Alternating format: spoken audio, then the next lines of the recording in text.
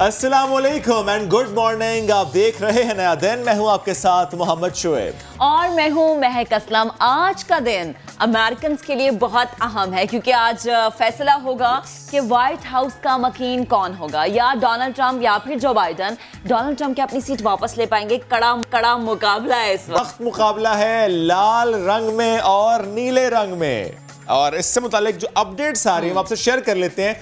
यानी जिस तरह हम पाकिस्तान के इंतखाबात के बाद अगली सुबह या पूरी रात जो बातें करते हैं कि गैर सरकारी गैर हतमी नताइज के मुताबिक, एग्जिट पोल के मुताबिक क्या मामला सामने आ रहे हैं, तो क्योंकि कड़ा मुकाबला है जो बाइडन का ट्रंप से, लेकिन इस वक्त जो बाइडन आगे हैं। अगर हम बात कर लें इलेक्टोरल कॉलेज की, जिस तरह पाकिस्तान में होते हैं हल्के कि जो ज्यादा हल्कों पे सीट्स ले पाता है वही जाहिर है यहाँ पर जीत पाता है, और वहां पर जाहिर प्रेसिडेंशियल सिस्टम है।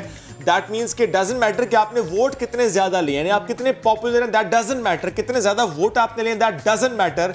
लेकिन अगर आपने ज्यादा हल्कों में, इलेक्टोरल कॉलेज ज्यादा आपके हैं, तो फिर आप जीतेंगे। आप कितने हैं इस वक्त बाइडन के? 209 जनाब, जबरदस्त। और आई गेस 112 है ट्रंप के।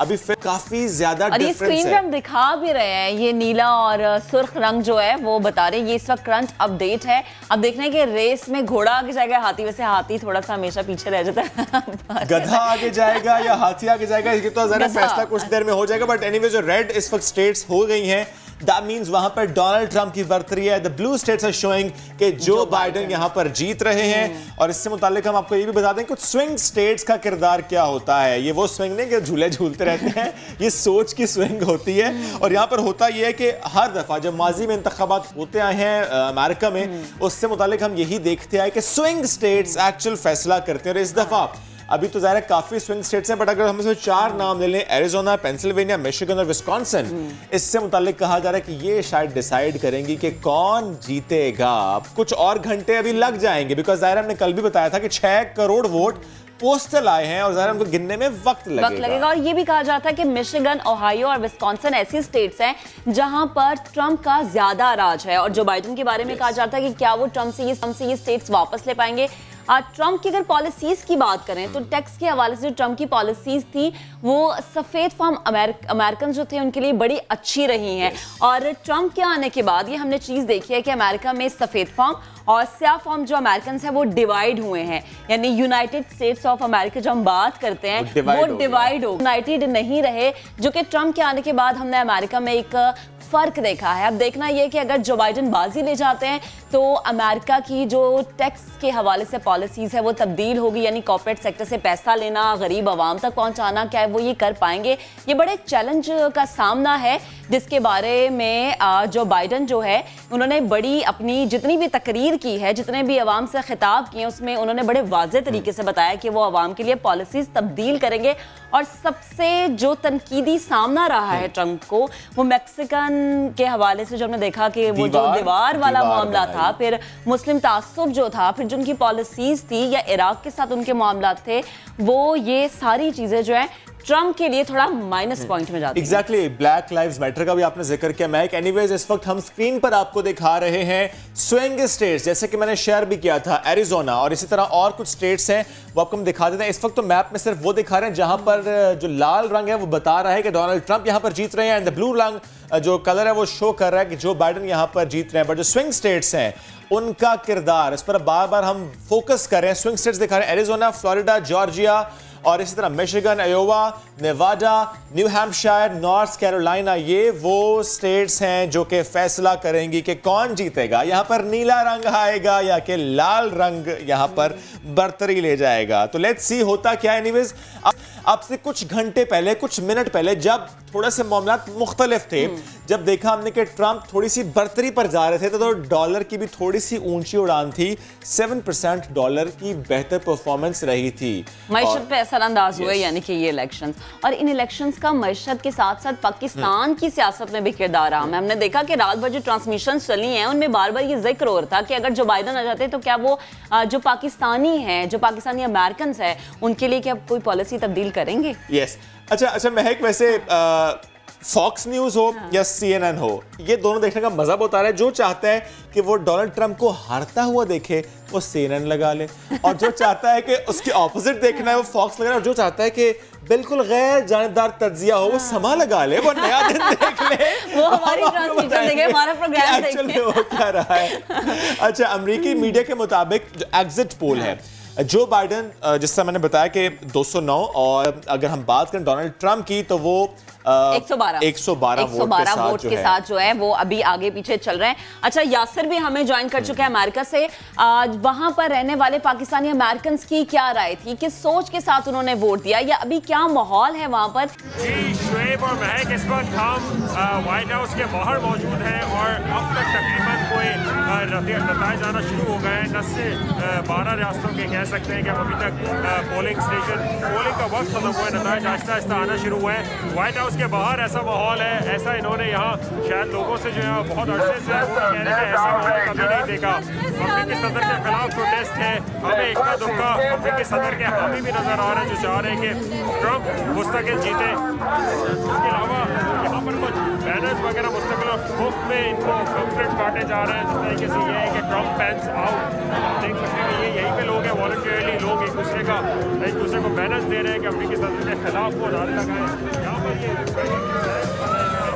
कह रहे हैं कि अमेरिकी सदर ने अब तक कौम से झूठ बोला है। अमेरिकी सदर डोनाल्ड ट्रंप तमाम कोरोना की जो अमवात हुई है उनके जिम्मेदार हैं, और ये समझते हैं कि बेहतर पर्सनैलिटी जो है वो जो बाइडन की है जिन्हें सदर होना चाहिए। और ये लग भी रहा है हमें कि वहां पर भी ऐसा ही कुछ माहौल है जैसे पाकिस्तान में होता है कि जब इंतखाबात का वक्त खत्म, यानी इंतखाब का वक्त खत्म हो जाए, फिर वोट की गिनती जारी, और ऐसे में उसके बाद जो मामला, जो माहौल होता है, वैसा ही कुछ माहौल हमें अमेरिका में भी लग रहा है। बट एनीवेज, जब हम बात करें कौन जीतेगा तो जाहिर है इस पर तज्जिया शामिल करना बहुत जरूरी है उन लोगों का जो गहरी निगाह रखते हैं अमेरिकन इलेक्शंस पर।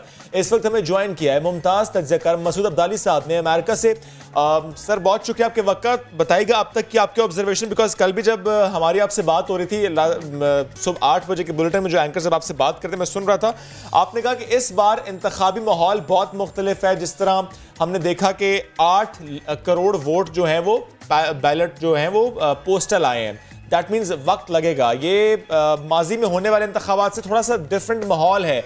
सर, अब तक के रिजल्ट्स देखते हुए और स्विंग स्टेट्स में भी जिस तरह से नताइज अब आना शुरू हो रहे हैं, क्या लग रहा है आपको? जो एक्सपेक्टेशन थी वैसे ही मामलात नजर आ रहे हैं आपको? शुक्रिया शोएब साहब। देखें, आप जो नक्शा देखकर कह रहे हैं ना कि नीले ज़्यादा हैं और लाल यानी ज़्यादा, ऐसा लग रहा है इस वक्त बाइडेन साहब को बढ़तरी हासिल है और ट्रंप जो है वो दूसरे नंबर पर है। ऐसा मामला नहीं है। मामला ये कि अब तक जो नताइज आए हैं जिन रियासतों के, वो अमेरिका में जैसे कि जो सियासी जोग्राफी है अमेरिका का बड़ा ही रिवायती सा है। जो ओकेनूस की रियासतें हैं ना, ओकेनूस के साहिलों के ऊपर कनाडा से लेके नीचे वर्जीनिया तक, यानी जिसमें New York, new Jersey, Connecticut, Rhode Island, ये सारी रियासतें जो हैं वो नीली हैं। इसके अलावा अगर आप मगरिब की तरफ देखें तो बहरुल काहिल की तीनों रियासतें हैं, यानी जिसमें वाशिंगटन, ओरेगन और कैलिफोर्निया, ये जो है वो उसकी रियासतें हैं, डेमोक्रेटिक का गढ़ है। इसके खलीज मेक्सिको है जिसमें टेक्सास वगैरह, ये रियासतें हैं सही मानो में बाइबल बेल्ट कहलाता है। ये दरअसल है ट्रंप का, और इससे लेकर कनाडा तक दरमियानी जो अमेरिका है वो पूरा का पूरा कनाडा तक, जिसमें north Dakota, south Dakota, Wyoming, ये सारे के सारे जो है वो डेमोक्रेट रिपब्लिकन है। तो अभी तक जो नताइज जो आए हैं वो रवायती रियासतों के आए हैं। सिर्फ एक रियासत ऐसी है एरिजोना, जिसमें पहले जो गढ़ था रिपब्लिकन का, इस बार ऐसा लग रहा है कि डेमोक्रेट्स उसमें बढ़तरी ले रहे हैं। इसके अलावा देखिए एक और बात जो बड़ा सादा, चूंकि अमरीकी जो इंतखाब है ये रियाजी है, ये सियासत नहीं बल्कि रियाजी का हिसाब, यानी हिसाब का हिसाब किताब है। पिछले इंतखाबात में उनको ट्रंप साहब को 304 वोट मिले थे, जबकि जीतने 270 चाहिए। इसका मतलब 35 वोट अगर वो उनसे छीन लिए जाएं तो वो इलेक्शन हार सकते हो। डेमोक्रेट जो प्लान बनाया था वो ये था कि ब्लू वॉल वो कहते हैं। अगर आप देखें कि पेंसिल्वेनिया, उसके ऊपर मिशिगन और उसके ऊपर वायोमिंग, विस्कॉन्सिन, ये 3 रियासतों के वोट हम गिन लें तो ये तकरीबन 36 वोट बनते हैं, नहीं बल्कि 46 वोट बनते हैं। इनका प्लान ये है डेमोक्रेट का, वो उन रियासतों को ले ले। अगर उससे काम नहीं बनता तो साउथ में आ जाए, जिसको कहते हैं सन बेल्ट, जहाँ पे चूंकि गर्मियाँ ज़्यादा होती है, जिसमें नॉर्थ कैरोलिना, वर्जीनिया और फ्लोरिडा। और फ्लोरिडा तो लग रहा है कि निकल गया, वो तो डेमोक्रेट्स जीत जाएंगे। लेकिन नॉर्थ कैरोलिना में मुकाबले से जॉर्जिया भी यहाँ से निकल चुका है। तो इस वक्त जो लग ये रहा है कि पेंसिल्वेनिया का मामला ये है कि उनके तकरीबन 2 मिलियन वोट, 20 लाख वोट जो डाक से हैं, जो अभी रात को खोले जाएंगे, अभी वो खोले भी नहीं गए। तो इसका मतलब ये है कि उन वोटों से फैसला होगा। इसी तरह यही बात ओहायो का, ओहायो में भी 1 लाख तकरीबन यानी 7-8 लाख वोट जो हैं वो डाक से हैं, जो अभी खोले जा रहे हैं। तो इसलिए मेरा ख्याल है कि अभी ये कहना बहुत कबल वक्त होगा कि फैसला क्या होगा, क्योंकि अब तक जो नताइज आए और रिवायती रियासतों का है, जिसके अंदर रिपब्लिकन जीतते थे रिपब्लिकन जीत गए, जिसमें डेमोक्रेट जीते डेमोक्रेट जीत गए। स्विंग स्टेट की आप बात कर रहे हैं ना, उसमें सही मायने में जो दबाव इस वक्त है वो एरिजोना पर, एरिजोना लग रहा है कि चला जाएगा डेमोक्रेट्स को। और इसी तरह जो मिशिगन है, विस्कॉन्सिन है और पेंसिल्वेनिया है, और इसमें असल मुकाबले से फ्लोरिडा भी जो है तकरीबन हो चुका रिपब्लिकन का। तो सही माने में ये 4 रियासतें जो है, विस्कॉन्सिन, पेंसिल्वेनिया, मिशिगन और नॉर्थ कैरोलिना, ये फैसला करेंगी इंतखाबात का। ये अगर इन रियासतों में से 2 या 3 रियासतें डेमोक्रेट्स ले लेते हैं तो वो जीत जाएंगे, वरना ये जो है ये रिपब्लिकन। तो मसूद साहब, आपको क्या लग रहा है कि ट्रंप ले सकते हैं कोई एक स्टेट इनमें से, विस्कॉन्सिन या मिशिगन? अगर इन दोनों की हम बात कर लेते हैं, ये आ सकती है ट्रंप के पास? देखिए, उनको मसला ये है कि खाली मिशिगन विस्कॉन्सिन नहीं चाहिए, मैथमेटिक्स बराबर करने के लिए उनको पेंसिल्वेनिया भी चाहिए।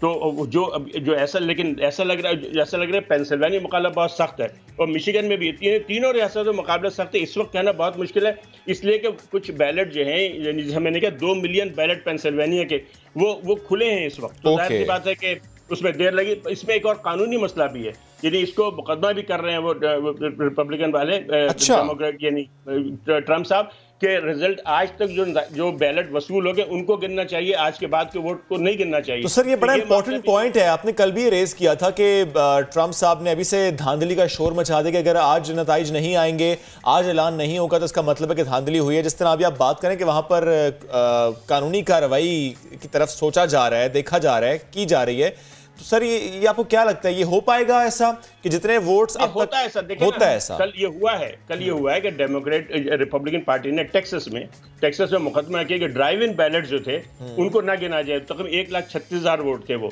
लेकिन सुप्रीम कोर्ट ने वफाकी जज ने उसको मुस्तरद कर दिया। तो एक तरीके से, लेकिन उनके पास ये ऑप्शन मौजूद है कि सुप्रीम कोर्ट में चले जाए उसको। तो अब ये इसका ताल्लुक है कि आज रात के इख्तिताम तक नताइज क्या आते हैं। अगर फर्ज कीजिए कि इतने ज्यादा वोट में पेंसिल्वेनिया से मिले ट्रंप साहब को, लगे कि वो भारी एक्सेस ले रहे हैं, तो बहुत मुमकिन है वो कहेंगे जी बस अब यहाँ पे ख़त्म करो और गिनती नहीं होगी। लेकिन मेरा ख्याल है कि ऐसा हो नहीं सकेगा, इसलिए कि आप 2 मिलियन वोट को अदालत जो कभी भी वो मुस्तरद नहीं कर सकती, यानी ये मुमकिन नहीं है कि 2 मिलियन वोटों के बगैर अब नताइज का ऐलान कर दें। तो मेरा ख्याल है कि वोट गिने जाएंगे, लेकिन ये नतीजा जो है सुबह तक आएगा। बज़ाहिर इस वक्त, वैसे अभी मैं बताऊँ, आपको लग रहा है कि नीला ज़्यादा है, मेरा ख्याल है कि इस वक्त जमीन के ऊपर जो सिचुएशन है उसमें ट्रंप साहब की पोजीशन बेहतर है। अच्छा। और अगर यही ट्रेंड रहा वोटों का, तो मुझे लगता है कि शायद अगर बड़ी तब्दीली आ जाए पेंसिल्वेनिया के वोटों से तो आ जाए, वरना इस बात का इम्कान मौजूद है कि ट्रंप साहब दोबारा 4 साल के लिए मुंतखब। तो हम एक जुमले में कह सकते हैं सर कि Pennsylvania is going to decide? Pennsylvania, Wisconsin और Michigan. Pennsylvania, Wisconsin and Michigan, they are going to decide कि कौन। ठीक है सर। एक बात और सर, फ्लोरिडा तकरीबन जा चुका है, फ्लोरिडा तकरीबन जा चुका है। ठीक सर, एक बात और, सेनेट के इंतखाबात भी वहां पर हो रहे हैं, वहां पर क्या पोजीशन आपको लग रही है? हाँ, सेनेट में बड़ी अच्छी बात है आपने की। सेनेट में देखिए इस वक्त जो पोजीशन है वो ये है कि 53 सेनेटर रिपब्लिकन के इस वक्त जो है, और 47 डेमोक्रेट्स के हैं।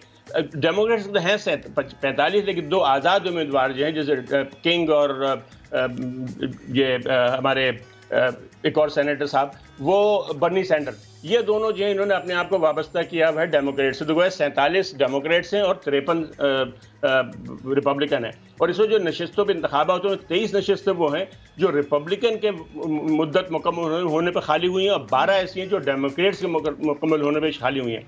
डेमोक्रेट्स की जो 12 नशिस्तें, उसमें सिर्फ एक नशिस्त ऐसी थी जो खतरे वाली थी, जो अलाबामा की जो हार गए वो, यानी एक नशिस्त वो डेमोक्रेट्स हार गए।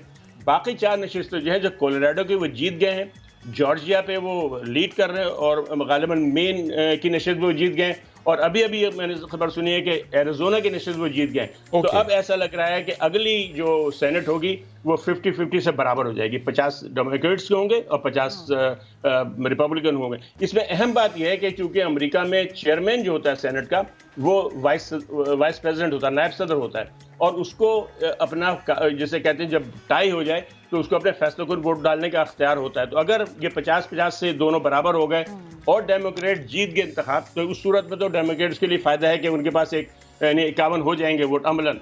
लेकिन अगर सदर ट्रंप दोबारा जीत गए तो मसला यही होगा कि 50-50 से सेनेट जो है बराबर होगी और फैसला कुन वोट जो है वो जो वाइस प्रेसिडेंट साहब है पेंस वो डाल देंगे। तो यानी इस वक्त सेनेट, अच्छा इसके अलावा एक और बताऊँ, कांग्रेस में बढ़तरी हासिल कर ली है डेमोक्रेट्स ने। उनको जो 534 अरकान होते हैं उसमें उनको वाज़ेह बढ़तरी मिल चुकी है, यानी ऐवान ज़ीरे में जिसे आप कौमी असम्बली कहें, तो कौमी असम्बली में डेमोक्रेट्स को बढ़तरी हासिल हो चुकी है, बरकरार रखी है उन्होंने। अच्छा एक और मैं पाकिस्तानियों के हवाले से बताऊं कि जो 3 मुसलमान अरकान कांग्रेस थे उनमें से आंद्रे कार्सन वो जीत गए हैं इंडियाना से, मशहूर अल्हान उमर वो जीत गए मिनेसोटा से, और जो मिशिगन से रशीदा तलीब हैं वो 65% की लीड है उनको, तो वो भी मेरा ख्याल जीत जाएंगी। तो मेरा ख्याल है कि तीनों जो मुसलमान अरकान कांग्रेस हैं वो इंतखाब जीत चुके हैं। ठीक, अच्छा मसूद साहब, गवर्नर्स के बारे में भी था कि गवर्नर्स के साथ साथ सेनेटर्स के साथ साथ गवर्नर्स भी हम देख रहे हैं कि वो भी मैदान में है।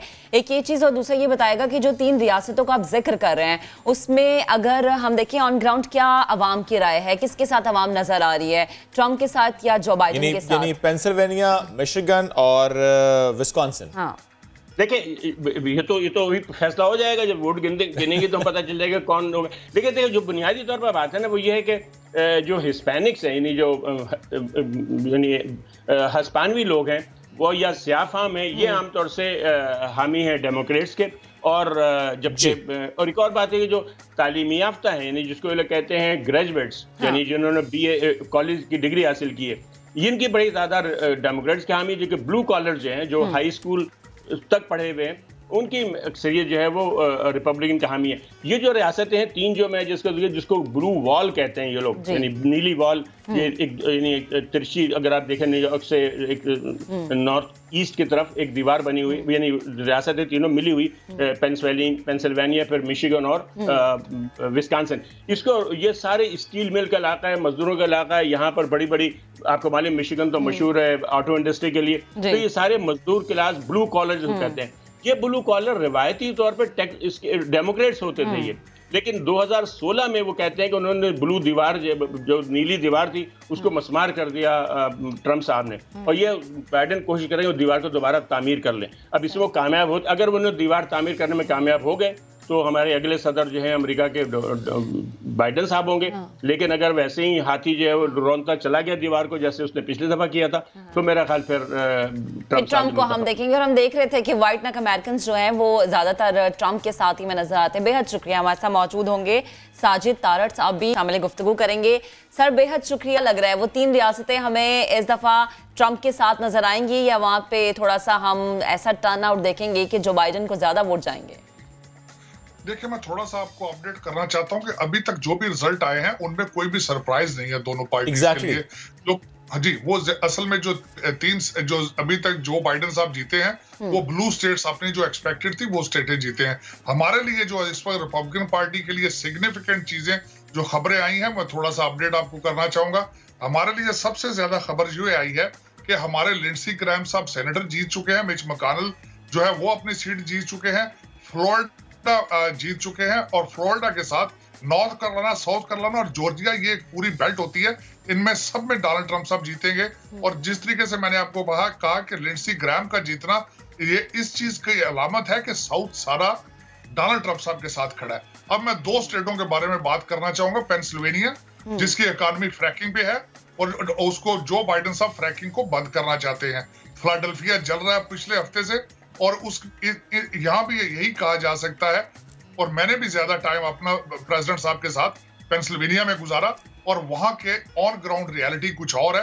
डोनाल्ड ट्रंप साहब इंशाल्लाह उसको भी जीतेंगे। उसके बाद टेक्सास है, ऑयल बेस्ड स्टेट है, सारी उसकी इकॉनमी ऑयल पे है, और वैसे भी वो रेड स्टेट रही है, वहां भी डोनाल्ड ट्रंप साहब जीतेंगे, क्योंकि जो बाइडेन ऑयल से भी कहते हैं कि जब वो अगर पावर में आएंगे तो ऑयल निकालना भी अमेरिका से बंद कर देंगे। अब उसके बाद एरिजोना में, और एरिजोना की मैं ट्रेंड बताना चाहूंगा आपको।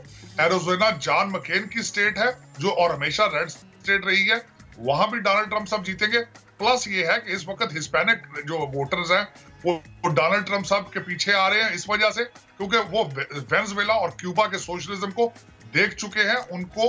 और जो बाइडन, जो कि बर्नी सैंडर्स और दूसरे लोग सोशलिज्म का नारा लगाते रहे हैं, इस वक्त माइनॉरिटीज में से काफी लोग जो है अपना माइंड चेंज करके 2016 के बरअक्स डोनाल्ड ट्रंप साहब के पीछे खड़े हैं। मुसलमान भी तकरीबन 30% से ज्यादा उनको वोट देंगे, और अफ्रीकन अमेरिकन जिनकी अनएम्प्लॉयमेंट रैकेट लो थी वो भी वोट देंगे। हिस्पैनिक भी उनके साथ हैं, और दूसरी उनकी बेस तो वैसे ही उनके साथ इंटैक्ट है। इस वक्त जो मैं कुछ इंफॉर्मेशन की चीजें आपको बताना चाहूंगा कि लास वेगस में जो बैटिंग मार्केट है वो तकरीबन 2-2.5 घंटे पहले चेंज हुई है। इस वक्त 70% जो लॉस वेगस में बैटिंग जो है वो डोनाल्ड ट्रंप वाली के नाम पे हो रही है। पाकिस्तानी अमेरिकन भी इस दफा के ट्रंप के साथ ही नजर आ रहे हैं, जो गुज़श्ता पॉलिसीज थी उसको अगर हम सामने रखें तो।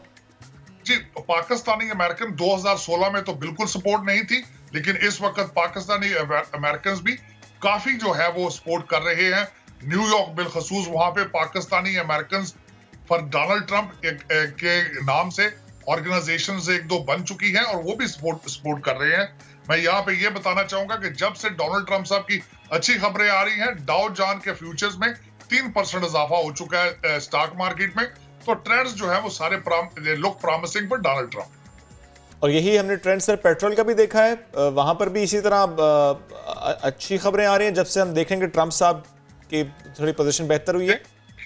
बिल्कुल, उसमें मैं ये आपको बताना चाहूंगा, ओबामा पीरियड में जो बाइडेन की जो प्रेसिडेंसी व्हाइट हाउस था, उस वक्त यहाँ पे $3.99 का गैलन था पेट्रोल, और आजकल $1.99 का है। और दूसरा, यहाँ पे अमेरिका जो है ऑयल इंडिपेंडेंट हो चुका है, और इस वक्त ऑयल और गैस का सबसे बड़ा जो प्रोड्यूसर है, और बल्कि गैस को एक्सपोर्ट भी कर रहा है इस वक्त। राइट सर, एक बात और, आपने पेंसिल्वेनिया पर तो डिटेल से बात की, लेकिन विस्कॉन्सिन और मिशिगन, यहाँ पर भी आपको लग रहा है ट्रंप साहब जीतेंगे? नहीं, विस्कॉन्सिन के बारे में आई एम नॉट श्योर, लेकिन मिशिगन में Donald Trump is leading right now at the moment. ठीक। अच्छा, साजिद साहब ये भी कहिएगा कि जो डोनाल्ड ट्रंप साहब की पहले पॉलिसीज थी वो क्या अब हमें चेंज होती हुई नजर आएंगी, मैक्सिकन्स को लेके, इराक को लेके, या दीगर मुस्लिम ममालिक को लेके, या उन्हीं पॉलिसीज पर काम किया जाएगा? देखिए, सबसे पहले तो डोनाल्ड ट्रंप साहब was an anti war president. Iraq पे भी पॉलिसी, वो हमेशा पीस पे बिलीव करते हैं, सैंक्शंस और एम्बार्गोज को यूज करते हैं टू अचीव देयर ऑब्जेक्टिव्स। बल्कि सेकंड अपने टर्म में वो चीजों को ब्यूटीफाई करेंगे। इकोनॉमी इस वक्त सबसे ज्यादा इंपॉर्टेंट चीज है। कोविड के बाद ना सिर्फ अमेरिका, पूरी दुनिया के लिए जॉब्स और manufacturing is very important thing, और मेरे ख्याल में उसके लिए डोनाल्ड ट्रंप साहब is a better candidate versus एक 47 साल का तजर्बा, जरूरत से ज्यादा तजर्बा रखने वाला वाशिंगटन। ज्यादातर लोग कहते हैं उनको वाशिंगटन वॉल्चर्स, जो कि एस्टेब्लिशमेंट का हिस्सा बन चुका है, और पैसे और एजुकेशन के लिहाज से ही इज अ लॉयर। उन्होंने ना जिंदगी में कोई जॉब की, ना बिजनेस क्रिएट किया, तो वो मेरे ख्याल में ना तो कोई पैकेज दे सकेंगे।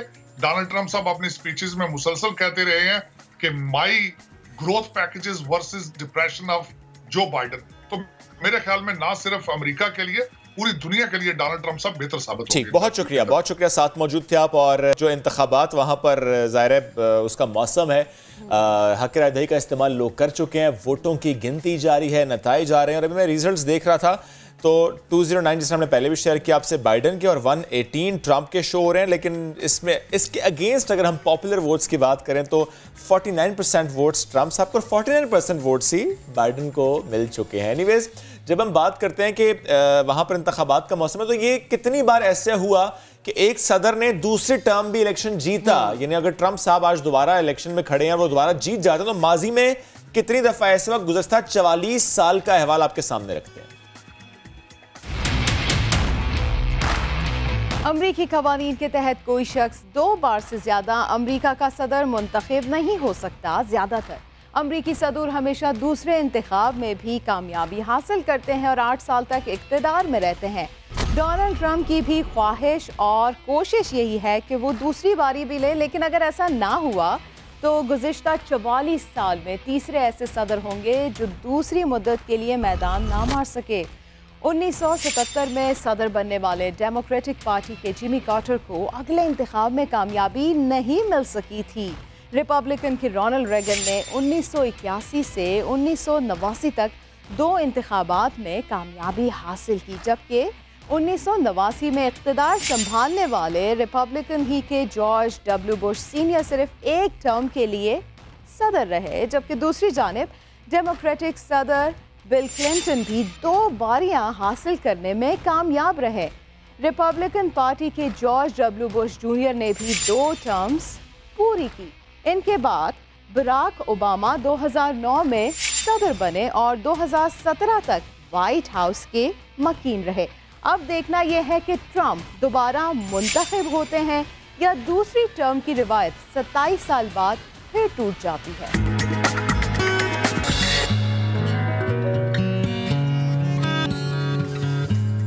Welcome back. महक छुट्टियों से आई, बहुत सी बातें हमने इनसे की और एक बात उन्होंने कल हमें खुद बताई कि जब ये छुट्टियों पे थी तो इनके वालिद ने भी इनको कहा कि आए जरा ऑरेंज लाइन का झूठा लेके आते हैं। हाँ, लेकिन वहाँ जनरली माहौल है वैसे। हाँ, ये वहाँ पर वाकई है कि लोग सिर्फ सैर के लिए जा रहे हैं और 40 रुपए की टिकट क्या है आजकल लोगों के लिए। सैर अगर आपको मिल जाए पूरे लाहौर की तो आप 40 की टिकट खरीदो, पूरे लाहौर की सैर करें। एक मिनट, कराची वालों का कसूर क्या, हमें क्यों नहीं झूले मिलते ऐसे? अच्छा, यही शिकवा मेरा भी है कि कराची पाकिस्तान का सबसे बड़ा शहर है, दुनिया का तीसरा बड़ा शहर इसे कहा जाता है, लेकिन यहाँ पर ट्रैफिक का निजाम ऐसा है कि लोग परेशानी का शिकार है। सबसे ज्यादा टैक्स जनरेट जो करता है वो कराची करता है। कराची में ज्यादातर अवाम वो है जो कि काम के लिए आती है। कराची में ज्यादातर अवाम वो है जो अपनी मेहनत यहाँ पे लगाती है, पैसा यहाँ पे लगाती है, लेकिन वो पैसा कहाँ जाता है? वो टैक्सेस की सूरत में जब लिया जाता है अवाम से तो वो कहाँ होता है? ये सवाल वो यहाँ जाता है इन बसें। अरे आप देखिए एंटीक बसें, इतनी पुरानी बसें, मुगलिया दौर की बसें चला रहे हैं भाई हम अभी तक। चलते चलते फिरते ये खतरा साबित हो सकती हैं। यहाँ पे हमने देखे कि लोग जो है ना बसों के बाहर लटके भी होते हैं, ऊपर बैठे भी होते हैं, जिस तरह से हम दिखा भी रहे हैं। ज़ाहिर है बहुत बड़ी आबादी वाला शहर है, ट्रांसपोर्ट का निजाम उस तरह से है नहीं। जब इन्होंने दी थी बसेस, वो peoples bus service, I think 11 वो दी थी, बड़े सालों बाद 11 थे, वो भी आजकल मुझे नजर कहीं नहीं आ रही है। उसके अलावा मुझे याद है अवैस कादिर शाह साहब ने पिछले साल कहा था दिसंबर तक आ जाएगी ग्रीन लाइन। बर्थडे थी मेरी दिसंबर में, दोबारा से बर्थडे आने वाली है, ग्रीन लाइन आके नहीं दे रही। तो ये सिचुएशन कुछ ऐसी है और इससे मुताबिक ब्लूमबर्ग ने एक रिपोर्ट में लिखा है कि शहर कराची, यहाँ की सड़कें टूटी फूटी हैं, लोग दहाइयों से पुरानी बसों में सफ़र करते हैं और कोई भी मेजर ट्रांजिट सिस्टम जो है, ट्रांसपोर्ट सिस्टम जो है वो यहाँ पर अभी तक जो है वो नहीं बना। होता यहाँ पर क्या है, ग्रीन लाइन से जब बस सर्विस की बात करते हैं तो ये कहते हैं कि हम कर लेंगे, वफाकत नहीं हम कर रहे हैं, इसी चक्कर में लगे रहते हैं। हम के चक्कर में चीजें रह जाती है, अवाम पिस जाती है, अवाम का पैसा ज़ाया होता है। देखिए महक कि वहाँ पर रोड बन चुकी है, कुछ जगह पे स्टॉप्स बन चुके हैं, ओवरहेड बन चुके हैं, लेकिन बस नहीं चल रही। तो सिस्टम का मैं करूँ क्या? इवन सर्कुलर रेलवे की अगर बात करें तो 15 साल से इस पे बात हो रही है। मतलब 15 साल एक ऐसा इतना लंबा अरसा है कि इस लंबे अरसे में आप ना जाने कितने मंसूबे लेके आ सकते हैं। चले जी, अब ये तो हमने बात कर ली कि कराची शहर का ट्रांसपोर्ट सिस्टम कैसा है। अब जरा बढ़ते हैं आगे और आज आपकी मुलाकात कराएंगे 22 साल की पाकिस्तानी खातून कमर्शियल पायलट से। हमने गुज़श्ता रोज़ उनसे गुफ्तगू की थी, रिकॉर्ड किया, सेगमेंट आपको दिखाते हैं जी। और अब बात करेंगे हम एक ऐसी लड़की की जिनकी छोटी सी उम्र है लेकिन कारनामे बहुत बड़े बड़े हैं। फजाओं में वो उड़ रही हैं और जो लोग कहते थे कि भाई छोटी सी उम्र में लड़कियां ऐसे काम नहीं कर सकती, इस लड़की ने वो कर दिखाया। बिल्कुल जी, हम बात करें कस्बा मुबारक हुसैन की, कमर्शियल पायलट है। I think she is 23 now और 2 साल से ना बहुत पजीराई इनको मिल रही है, just because she is commercial pilot and just because doctor बनना चाहती थी लेकिन फिर सोच लिया कि नहीं, इससे बड़ी चाहत है कि पायलट बनना है। यानी फैमिली का शुरू में फोकस था कि डॉक्टर, बट उसके बाद इन्होंने कन्विंस किया। और सबसे अच्छी बात यह है कि उनके वालिद ने बड़ा सपोर्ट किया। तो ये बेसिकली पैगाम उन वालिदैन के लिए है कि बच्चा जो भी करना चाहता है, स्पेशली लड़कियां, आप उन पर भरोसा रखें, सपोर्ट करें। तो कस्बा ने आज हमें ज्वाइन कर लिया, उनसे बात करेंगे। अस्सलाम वालेकुम कस्बा, गुड मॉर्निंग, कैसी हैं आप? कहिएगा कमर्शियल पायलट ही क्यों, किससे मुतासिर होकर फजाओं पे राज करने का सोचा? अब लड़कियां जमीन पे भी नहीं, हवा में भी राज कर रही हैं। क्या बात है कस्बा, प्लीज शेयर योर स्टोरी। पहले तो thank you so much for having me over here. मेरी स्टोरी क्या है? मैं प्री मेडिकल की स्टूडेंट थी पहले, और फिर कॉलेज के बाद मैंने एविएशन ज्वाइन की। I had a visionary like set of parents जिन्होंने बहुत ज़्यादा मेहनत की है। अम्मी ख़ास तौर पे बहुत मेहनत की उन्होंने, बहन भाइयों ने बहुत एफर्ट पुट इन की, और बस सबकी मेहनत थी कंबाइंड, जिसकी वजह से आज मैं यहाँ पे हूँ। अच्छा कस्बा, एक ऐसा जुमला जिसने आपकी सोच का जाविया बदला और आपको नई एनर्जी दी, क्या वो जुमला यही था कि लड़की ये नहीं कर सकती? कह सकते हैं इस जुमले ने काफ़ी रोल प्ले किया है, क्योंकि हमारी सोसाइटी में आप देख सकते हैं क्या कुछ चल रहा होता है, तो उसकी वजह से एक काफ़ी मेजर रोल प्ले किया है इस बात ने कि कुछ करके दिखाना है। अगर लड़की हूँ तो I am gonna make a difference. ठीक। अच्छा कस्बा, आप सबसे छोटी हैं अपनी फैमिली में, अम्मा अब्बा की, बहन भाइयों की तो आप बहुत लाडली होंगी, तो इतने लाड प्यार में इस तरह का मुश्किल काम इजाज़त कैसे मिल गई? लाडली तो खैर मैं नहीं हूँ, छोटी मैं जरूर हूँ। ये बात अगर मामा बाबा सुन रहे हैं, आपको जाके पूछेंगे लाडली हो? खैर उनको भी सुन ले, मगर लाडली तो मैं नहीं हूँ। बहन भाई मेरे दो हैं बड़े, दोनों इंजीनियर्स हैं, और बिल्कुल ये बात तो ठीक है, उनको फिक्र तो बहुत होती है क्योंकि मैं अपने शहर से बाहर रहती हूँ, मैं अकेली रह रही हूँ, खुद स्ट्रगल करनी लाइफ की सारी, और काफ़ी साल हो गए हैं इस तरह, तो they get worried all the time. मगर उनको ये भी पता है कि अपना फ्यूचर मैंने बनाना है, तो अपनी प्रायोरिटीज स्ट्रेट रखते हुए कुछ मनाई नहीं करते। जाहिर पूछताछ तो होती है जिस तरह पेरेंट्स करते हैं, क्योंकि एज तो अभी छोटी ही है, मगर मैं तो एंजॉय करती हूँ। एज पूछ लूँ आपकी? सॉरी, एज पूछ लूँ आपकी? लड़की से पूछते नहीं है, लेकिन मैं पूछना चाहता हूँ। हाँ जी 22 में। आपने थोड़ी ज्यादा बता दी थी, 23 आपने बता दी। मैंने वाकई ज्यादा बता दिया, लेकिन 22 की तो आप अब हुई हैं। जब आपने पहली बार सोलो फ्लाइट की तो उस वक्त की एज आपकी क्या थी? या सोलो फ्लाइट कितने साल पहले की?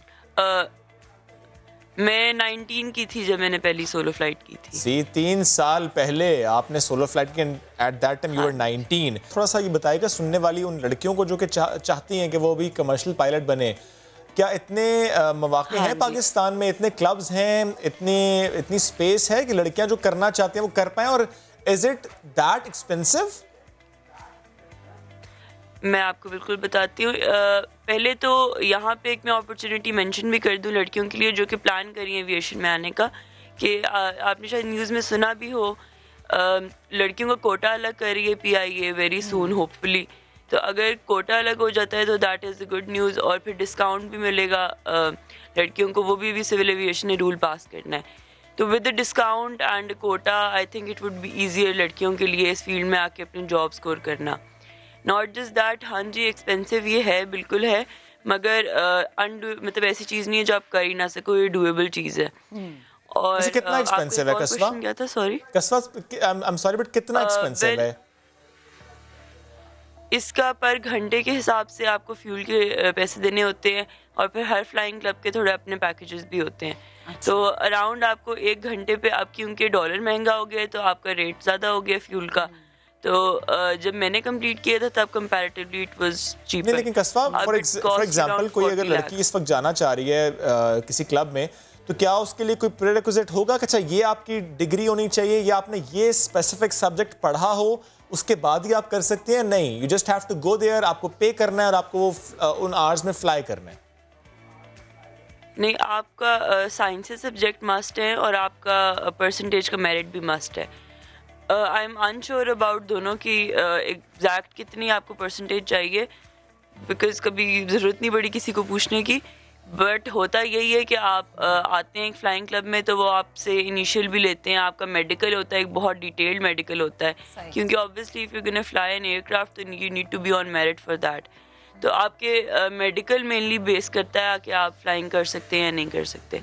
फिर आपके साथ साथ पेपर्स होते रहते हैं, आपके टेस्ट होते रहते हैं, और पढ़ाई बहुत ज़्यादा है इस फील्ड में, जो कि बहुत मिसकंसेप्शन है कि शायद नहीं है। तो उस पढ़ाई के बाद, उस ट्रेनिंग के बाद बेशक आप पैसे भी दे रहे हैं, पर आप इतने पॉलिश हो जाते हैं कि फिर you are actually able to fly an aircraft. अच्छा कस्बा, कोई एक ऐसा वाक़या हमारे साथ आप शेयर करना चाहें कि कभी डर लगा हो, कि कभी हो कि अच्छा ये थोड़ा सा मुश्किल है पिछले वाले के निस्बत, ऐसा कभी हुआ है? डर का वर्ड तो मैं नहीं यूज़ करूँगी, आप शायद किसी भी पायलट से डर का वर्ड नहीं सुनेंगी। ऐसा कभी नहीं हुआ कि डर लगा हो, मगर जाहिर है बंदा घबरा जाता है कुछ ऐसे मौके पे जब आपको बेबसी लगती है, आपको अपने हाथ से बाहर चीज़ लगती है। तो एक दफ़ा मेरा ख्याल है मैं अपने इंस्ट्रक्टर के साथ जब मैं ट्रेनिंग पे थी तो हम फैसलाबाद से वापस आ रहे थे लाहौर, और इन एयर हमें बहुत ज़्यादा क्लाउड्स आ गए थे और हमारे डायरेक्शन हमें नहीं समझ आ रही थी। तो वो एक ऐसा मौका था जब वाकई शायद खौफ थोड़ा सा आया होगा, मगर अल्लाह की ज़ात है, अल्लाह ने अगर उधर बिठाया है तो अल्लाह फिर ख्याल भी रखेगा आगे। बेशक। और कस्बा, मुझे ये भी बताएं कि वो लड़कियां, मैं दोबारा से यही सवाल करूँगा, ज़ाहिर है जो देख रही हैं सुन रही हैं और अगर उनकी ख्वाहिश है वो बने, वो ज़ाहिर प्रीरेक्विजिट पर पूरा उतरती हों, वो फ्लाइंग क्लब में भी चली जाएं, वो आर्स पूरे करने, कितने आर्स एक तो पूरे करने होते हैं, दूसरा ये कि आपने एग्जांपल PIA की थी, इस तरह ज़ाहिर और भी कुछ निजी एयरलाइंस होती हैं जो फिर हायर करती हैं, तो ज़ाहिर मौक़े आप कह रहे हैं PIA भी बढ़ाएगा और एयरलाइंस भी बढ़ाएंगी, तो ये क्या होता है, कितने घंटे आपने किसी क्लब के साथ फ्लाई किया हो तो फिर आप वो क्राइटेरिया मीट करते हैं कि अभी आप PIA के साथ या किसी और एयरलाइन के साथ अब आप ऑन बोर्ड हो सकते हैं, अब आप वो जहाज़ फ्लाई कर सकती हैं? बिल्कुल, आपकी इनिशियल ट्रेनिंग में आपकी कंप्लीट होते हैं 200 घंटे, जिसमें आपका कमर्शियल पायलट लाइसेंस और इंस्ट्रूमेंट रेटिंग शामिल होती है। जब आप अपना ट्रेनिंग कंप्लीट करते हैं उसके बाद आप एलिजिबल हैं, आप कहीं भी अप्लाई कर सकते हैं अपने लाइसेंस के साथ। बात ये है कि PIA पाकिस्तान में जो इंडक्शन का ऐड निकालता है वो आपको 200 आवर्स पे इंडक्ट कर लेता है। जो बाकी एयरलाइंस हैं, क्योंकि वो प्राइवेट एयरलाइंस हैं तो उन लोगों का मेरिट भी थोड़ा ज़्यादा है। यू नीड लाइक 1000 आवर्स या 1500 आवर्स, आप ATPL होल्डर होने चाहिए, अलग अलग रिक्वायरमेंट होती है। अलग अलग रिक्वायरमेंट्स, ठीक है। अब मुझे कस्बा ये बताएंगे कभी ऐसा हुआ कि आप फ्लाई कर रही हैं और उस क्राफ्ट में आपकी फैमिली है, पेरेंट्स हैं, बहन भाई हैं, ऐसा हुआ? बिल्कुल हुआ है। मैंने अपने वालिदैन को फ्लाई कराया हुआ है। वालिदैन का के तासुरात क्या थे, उन्होंने क्या शेयर किया बाद में आपसे? अम्मी मेरी मेरे साथ गाड़ी में भी नहीं बैठती कभी। अगर वो मैं ड्राइव कर रही हूँ तो वो ग्लासेस लगाती हैं क्योंकि उनको देखना होता है रोड पे क्या हो रहा है। तो उनके साथ जहाज फ्लाई करना एक बहुत ज़्यादा चैलेंजिंग काम था। उनको यकीन नहीं आ रहा था कि ये वाकई। अम्मी ने ये तो नहीं कहा आहिस्ता चलाओ। ऐसा होता है अम्माओं के साथ बैठे ना, गाड़ी चलाओ तो कहती है आहिस्ता चलाओ। अम्मी मेरी बहुत प्रैक्टिकल है और मेरा एक्चुअली लाइफ का ज़्यादा क्रेडिट मेरी अम्मी को ही जाता है। साथ मौजूद थी आप, you are an inspiration to many girls listening to you. ज़ाहिर है कुछ प्रोफेशंस ऐसे होते हैं जिनसे मुतालिक हम बचपन से ही सुनते आते हैं कि नहीं ये लड़कियों के लिए नहीं है, लेकिन अब ज़रा you are one of them जो इसको गलत साबित कर रहा है। पाकिस्तानी लड़कियां पीछे नहीं हैं। यस। कितना जज्बा और कितनी हिम्मत, जो कि आज रिजल्ट भी सामने आया ना कि कितनी वो खुश थी, खुश नज़र आ रही थी। खैर आगे बढ़ते हैं और दोबारा से अमेरिका की बात करते हैं। वहाँ से खबर हमारे पास ये है कि अमेरिकन काउंटी है मैनहट्टन, यहाँ की मरकजी शाहराह पर ऐसी दीवार तामीर की गई है जिसमें सदर ट्रंप के 20,000 से ज़्यादा झूठे दावों को रंगीन कागज़ पर लिखकर चश्मा किया गया है। मुसव्वरी और आर्ट से वाबस्ता कुछ अफराद ने 100 फीट तवील ऐसी दीवार तामीर की है जिस पर सदर ट्रंप के आगाज़ इक़्तिदार से अब तक किए गए 20,000 से ज़ायद झूठे दावे, गलत इदाद शुमार और हकीकत से यारी बयानात को रंगीन कागज़ों पर लिखकर दीवार पर पेस्ट किया गया। वैसे कुछ बयानात तो हमें भी याद हैं, जैसे कि कोरोना से मुतालिक भी उनके कुछ ऐसे बयानात थे, कुछ मेडिसिन को लेकर उन्होंने ऐसे बयान दे दिए थे जिस पर काफ़ी तनकीद का सामना नहीं करना। लेकिन ये दीवार प्यारी लग रही है ना, दीवार तो प्यारी है, इस पे लिखा हुआ। अच्छा, एक और खबर है कि सच छुपाया गया, जिस पर जो है खातून थी बहुत अफसुर्दा हो गई, वो भी हम आपको बताएं। सच छुपाया यानी गंजपन क्यों छुपाया, बता देते भाई कि आप गंजे हैं। भारतीय दुल्हन इस पर नाराज हो गई। नोबयाता दुल्हन ने विग पहनकर गंजपन छुपाने पर शौहर के खिलाफ मुकदमा दर्ज करवाया। आप गंजे तो नहीं है? अपने बाल है ना? नहीं, मेरे तो अपने बाल है, बट द क्वेश्चन इज एक तो हर टक मेरे पे क्यों आता है? और कौन है यहाँ पे? अच्छा, ये बात भी सही है। दूसरी बात ये महक कि अच्छा फॉर इंस्टेंस अगर उन साहब के बाल होते और शादी के 2 दिन बाद या 2 महीने बाद या 2 सालों बाद गिरना शुरू हो जाते हैं, कुट खा के या वैसे ही टेंशन से बाल गिर जाते, फिर क्या शादी के बाद होता है टेंशन से बाल गिरते हैं, बाल नोचे जाते हैं। वो भी कह रहे थे मुंबई से ताल्लुक रखने वाली 27 साला खातून ने मौक़िफ़ अपनाया है कि गुज़श्ता माह उनकी शादी निजी कंपनी के एक 29 साला मुलाजिम से हुई। शादी का 1 माह गुजरने के बाद उसे ये जानकर शदीद सदमा पहुंचा कि उसका शौहर भी पहनता है।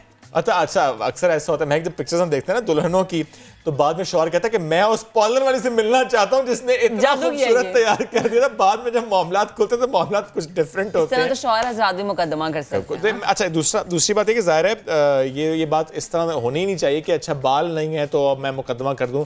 वेलकम बैक वंस अगेन, लेकर चलते हैं एक बार फिर आपको अमेरिका। वहाँ पर सदारती इंतखाबात आखिरी मरहले में दाखिल हो चुके हैं। जाहिर है रिजल्ट्स आ रहे हैं, वोटिंग की गिनती का अमल इस वक्त जारी है और जो अब तक नताइज मौसूल हैं स्क्रीन पर आपको हम दिखा भी रहे हैं। जो बाइडन 209 इलेक्टोरल वोट्स ले चुके हैं और 118 लिए हैं जनाब ट्रंप साहब ने।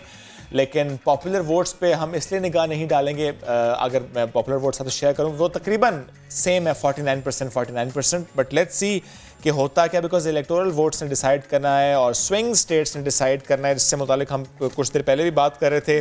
पेंसिल्वेनिया, विस्कॉन्सिन, मिशिगन, ये 3 स्टेट्स हैं जिससे मुतालिक कुछ खबरें आना शुरू हो चुकी हैं। पेंसिल्वेनिया से मुतालिक तो ट्रंप साहब कहते हैं वो जीत जाएंगे और मिशिगन से मुतालिक भी उनका यही क्लेम है।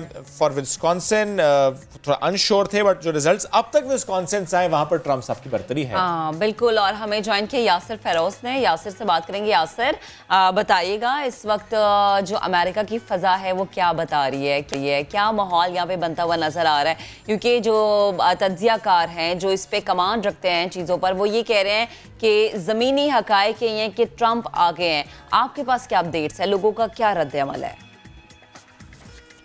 इंतखाबी नताइज तो एक बार फिर जैसे पहले हुआ था इसी तरीके से अमेरिकी सदर डोनाल्ड ट्रंप जिन स्टेट्स में पिछली बार कामयाब थे, आहिस्ता आहिस्ता वो हर स्टेट अपनी तरफ लेते जा रहे हैं। और कहा जा रहा था कि पेंसिल्वेनिया, मिशिगन, विस्कॉन्सिन, फ्लोरिडा, ये रियासतें अगर यहाँ पर डेमोक्रेट्स आ जाए तो उनका कुछ बन सकता है, लेकिन एक एक करके सब उनके हाथ से चली गई है। इब्तदाई नताइज के मुताबिक डोनाल्ड ट्रंप वहाँ से कामयाब है और अब तो नतीजा है कि ओहायो भी अमेरिकी सदर अपनी गिरफ्त में कर चुके हैं। लेकिन अभी दिलचस्प सूरत हाल ये है कि मेरे अकब पे आप जो मंजर देख सकते हैं, हमने हॉलीवुड मूवीज में तो देखा था कि अमेरिका के साथ हो सकता है, लेकिन अब हो चुका है क्योंकि अब से कुछ ही देर पहले यहाँ पर बड़े पुरअमन मुजाहरे हो रहे थे, लेकिन वो अचानक से जो है वो थोड़े से जो पुरअमन मुजाहिरीन थे उन्होंने अमन का जो है वो दामन हाथ से जाने दिया। अच्छा। और वो सड़कों पर आ गए एहतजाज कर रहे हैं और कैपिटल हिल और व्हाइट हाउस के अतराफ में वो थोड़ा सा तोड़ फोड़ के भी कुछ खबरें हैं, तो हम उनसे कुछ बचा के ही, और अचानक से यहाँ पर पीछे सारी सड़कें ब्लॉक हुई हैं, प्रोटोकॉल्स यहाँ से निकल रहे हैं, सिक्योरिटी गश्त बढ़ गया है। तो अब आज की जो रात है वो कहा जा रहा है क्योंकि ये ट्रंप के मुखालिफ है, तो अगर अमेरिकी सदर डोनाल्ड ट्रंप के हक में ये वोट जाते हुए देखेंगे तो ये जरूर मुश्तइल होंगे। अच्छा यासिर, ये तो आपने हमें बताया कि वहाँ पर इस वक्त जो सूरत हाल है, जिस तरह मुजाहिरीन वहाँ पर इकट्ठा थे, और अगर ट्रंप साहब जीतते हैं तो ज़ाहिर है यहाँ पर सिचुएशन खासी ख़राब होगी, जिसे कंट्रोल करने की बहरहाल कोशिश की जाएगी। लेकिन मैं एक और तरफ आपकी तवज्जो ले जाना चाहता हूँ और मुझे इससे मुतालिक बताएं जो माहौल पाकिस्तान में होता है कि जो इंतखाबी निशान होते हैं वो हम सड़कों पर देखते हैं, जैसे कि शेर, क्या वहाँ पर गधा है? नहीं, यहाँ पर गधा तो कोई नजर नहीं आ रहा, लेकिन गधे के जो हामी है वो हमें बहुत देखने को मिले। लेकिन अलबत्ता जो हाथी है तो ना हमें हाथी देखा ना हाथी पर सवार कोई दिखा, और ट्रंप के होटल के बाहर भी खामोशी है। लग रहा है कि पूरी प्लानिंग करके बैठे हैं कि अचानक जब सरप्राइज देंगे तो सब मिलकर बाहर आएंगे। सूरत हाल अब तक कोई हमें क्लियर नजर नहीं आ रही, और आज रात यकीनन जिस तरीके से डोनाल्ड ट्रंप का कोई इतनी देर से ट्वीट नहीं आया और आखिरी ट्वीट उनका ये था कि हमारी सूरत हाल अच्छी है, तो यकीनन वो कुछ सोच के ही बैठे हैं। वरना अमेरिकी सदर तो हर वक्त ट्विटर पर कुछ पोस्ट करने के लिए रेडी रहते हैं ट्वीट्स के लिए, वो भी अगर कुछ क्या पता यासिर तकरीर लिख रहे हो। उन्होंने कहा मैंने भी कोई हार जीत से मुतालिक तकरीर, ये भी पॉसिबल है शुएब, ये भी पॉसिबल है। जो हमारे यहाँ सोर्सेज बताते हैं कि अमेरिकी सदर 1 से 2 घंटे बाद व्हाइट हाउस में तकरीर भी कर सकते हैं। सही। अच्छा यासिर, ये बताएं, आपने वहाँ के लोगों से अगर बात की, खुसूसन जो वहाँ पे पाकिस्तानी अमेरिकन हैं, जो मुस्लिम कम्युनिटी है, वो क्या कह रही है? उन्होंने किस सोच के साथ गधे पर या हाथी पर मोहर लगाई है? उनका क्या कहना है? कुछ आपने उनसे बात की? ठीक है, जो बिजनेसमैन है और जो पाकिस्तानी अमेरिकन यहाँ पर एस्टेब्लिश्ड है, देखिए आप उनके कोई मसाइल नहीं है इमिग्रेशन का, उनका सब हो चुका है, वो अब अमेरिकन सिटीजन है, तो वो इस तरीके से भी सोचते हैं। वो कहते हैं कि अमेरिकी सदर जब से आए ना, उन्हें कोई नौकरियों का मसला हुआ है, उनका बिजनेस बूम पे जा रहा है। और जहाँ तक मुसलमान ममालिक से जो ताल्लुकात का जो सवाल है, तो इस दौर में कोई नई जंग शुरू नहीं हुई, जो जंग थी भी उसे भी ख़त्म करने की बात की गई। तो यहाँ उनका जो पिछली दफ़ा मुसलमान वोटर्स थे 17%, वो बढ़कर 19% तक है। यही जो बाइडेन ने जो पॉलिसी की चीज की, जो ब्लैक लाइव्स मैटर, तो लग रहा है कि ऑन ग्राउंड यहाँ जो सियाह फॉर्म अमरीकी की है वो भी कोई वोट देने के लिए खास निकले नहीं, वो एहतजाज करते रहे। अगर बाइडेन लूज करते हैं तो इसका मतलब कि उन्हें सियाह फॉर्म चाहे वो जितना भी सॉफ्ट कॉर्नर उनका लेना चाह रहे थे वो ले नहीं पाए। फेवर में है जो बाइडेन के, ये नंबर अभी भी फेवर में ही है या कुछ हालात बदल गए हैं, कुछ चाल बदल गई है सितारों की? शेख साहब बहुत शुक्रिया, आपको भी गुड मॉर्निंग, देखने वालों को भी। जी बिल्कुल, अगर मैं यूएस इलेक्शंस की बात करता हूँ तो उसमें न्यूमरोलॉजी के मुताबिक मैंने एक प्रेडिक्शन दी थी, मैं उसी प्रेडिक्शन को अब भी बैक करूंगा। जब मैं न्यूमरोलॉजिकली देखता हूँ तो 3 का आदत जो है, फिर 11वां महीना है, स्कॉर्पियो रूल करता है इसको, तो इस हवाले से जब मैं अदादो शुमार की कैलकुलेशन करता हूँ तो मुझे ऐसा लगता है कि थोड़ा सा एज जो है वो जो बाइडेन की तरफ जाता हुआ नजर आ रहा है। तो मैंने न्यूमरोलॉजिकली 1 मई 2020 को भी जो बाइडेन को पिक किया था, मैं अब भी न्यूमरोलॉजिकली फेवरेट समझता हूं जो बाइडेन। अच्छा कनान साहब, तो ये मामला कहीं ऐसा ना हो जाए सितारों की हाल कुछ ऐसी ना हो कि वो ये रीड कर रहे हो कि पॉपुलर वोट्स को रीड ना कर रहे हैं, वो ये ना देख रहे हो वोट ज्यादा किसको पड़ेंगे, क्योंकि वहां मामला ये डिफरेंट है, पॉपुलर वोट्स का डिफरेंट है, इलेक्टोरल कॉलेज का डिफरेंट है, और इलेक्टोरल जो कॉलेज है उसने बेसिकली जिताना है, नॉट द पॉपुलर वोट्स, ज्यादा वोट्स ने नहीं जिताना। जी बिल्कुल, मैं न्यूमरोलॉजिकली अगर देखता हूं तो मैं इस प्रेडिक्शन पे कायम हूं कि मुझे लगता है कि जो बाइडेन जो है वो नेक्स्ट प्रेसिडेंट बनेंगे यूएसए के। ट्रंप के लिए मुश्किलात मुझे नजर आ रही हैं। हाँ, ये सिचुएशन जरूर हो सकती है न्यूमरोलॉजी के मुताबिक कि कहीं ना कहीं कंट्रोवर्सी क्रिएट करने की कोशिश की जाएगी, लेकिन एट दी एंड न्यूमरोलॉजिकली मुझे लगता है कि नेक्स्ट प्रेसिडेंट जो होंगे यूएसए के वो जो बाइडेन होंगे। ठीक, यासिर भी हमारे साथ मौजूद है। यासिर, आपसे एक आखिरी चीज जानना चाहेंगे, ये बताएगा कि वहां पर हमने देखा कि ट्रंप के दौर में भी काफी स्याह फॉर्म और सफेद फॉर्म का मामला रहा है और उस हवाले से सिक्योरिटीज के बड़े मामला रहे हैं, तो इस दफा क्या हमने देखा है ये वहां पर कि वहां पे सिक्योरिटी इस तरीके से बनाई गई कि खुदा न खास्ता इलेक्शंस के रिजल्ट आने के बाद अवाम, जैसा कि आप कह रहे हैं कि सड़कों पर निकलेगी, तो उसको कंट्रोल करने के लिए कुछ ऐसा प्लान तश्कील दिया गया है? देखिए, नो डाउट सिक्योरिटी तो बहुत ज़्यादा सख्त है, लेकिन एक बार फिर जो माजी से हमें हाल ही में केसेस सामने आए वो ये है कि अगर पुलिस ने किसी भी एक शख्स को जख्मी कर दिया तो उसके बाद एहतजाज बहुत ज़्यादा फैल जाते हैं, तो पुलिस वाले भी मोहतात हैं, वो रोक तो रहे, लेकिन हमें कहीं भी एहतजाज के बीच में कोई पुलिस वाले नज़र नहीं है। उन्होंने कॉर्नर बाउंड्री से घेरा हुआ है, उनका गश्त चल रहा है, लेकिन कोई किसी को तंग नहीं कर रहा, ना पुलिस वाले उनसे ज्यादा बात कर रहे हैं, ना मुजाहिरीन पुलिस वालों से ज्यादा बात कर रहे हैं। और यहाँ पर एक दिलचस्प बात, मैं कनान चौधरी साहब की जो प्रेडिक्शन है उससे मुतालिक, यहाँ पर जो सट्टे की मार्केट का जो रेट है, तो अब सट्टेबाज और शर्त लगाने वालों में डोनाल्ड ट्रंप हॉट फेवरेट हो गए हैं सदर बनने के लिए, और वो देख रहे हैं कि अमेरिकी सदर जो है वो एक बार फिर जीतेंगे। एक भी धांधली होती है, धांधली वाली बात भी प्लीज ऐड कर दीजिएगा, क्योंकि डोनाल्ड ट्रंप साहब ने कहा है साइलेंट खामोशी वाला वोट कहा जाता है, ये भी यासिर मामला है वहाँ पे।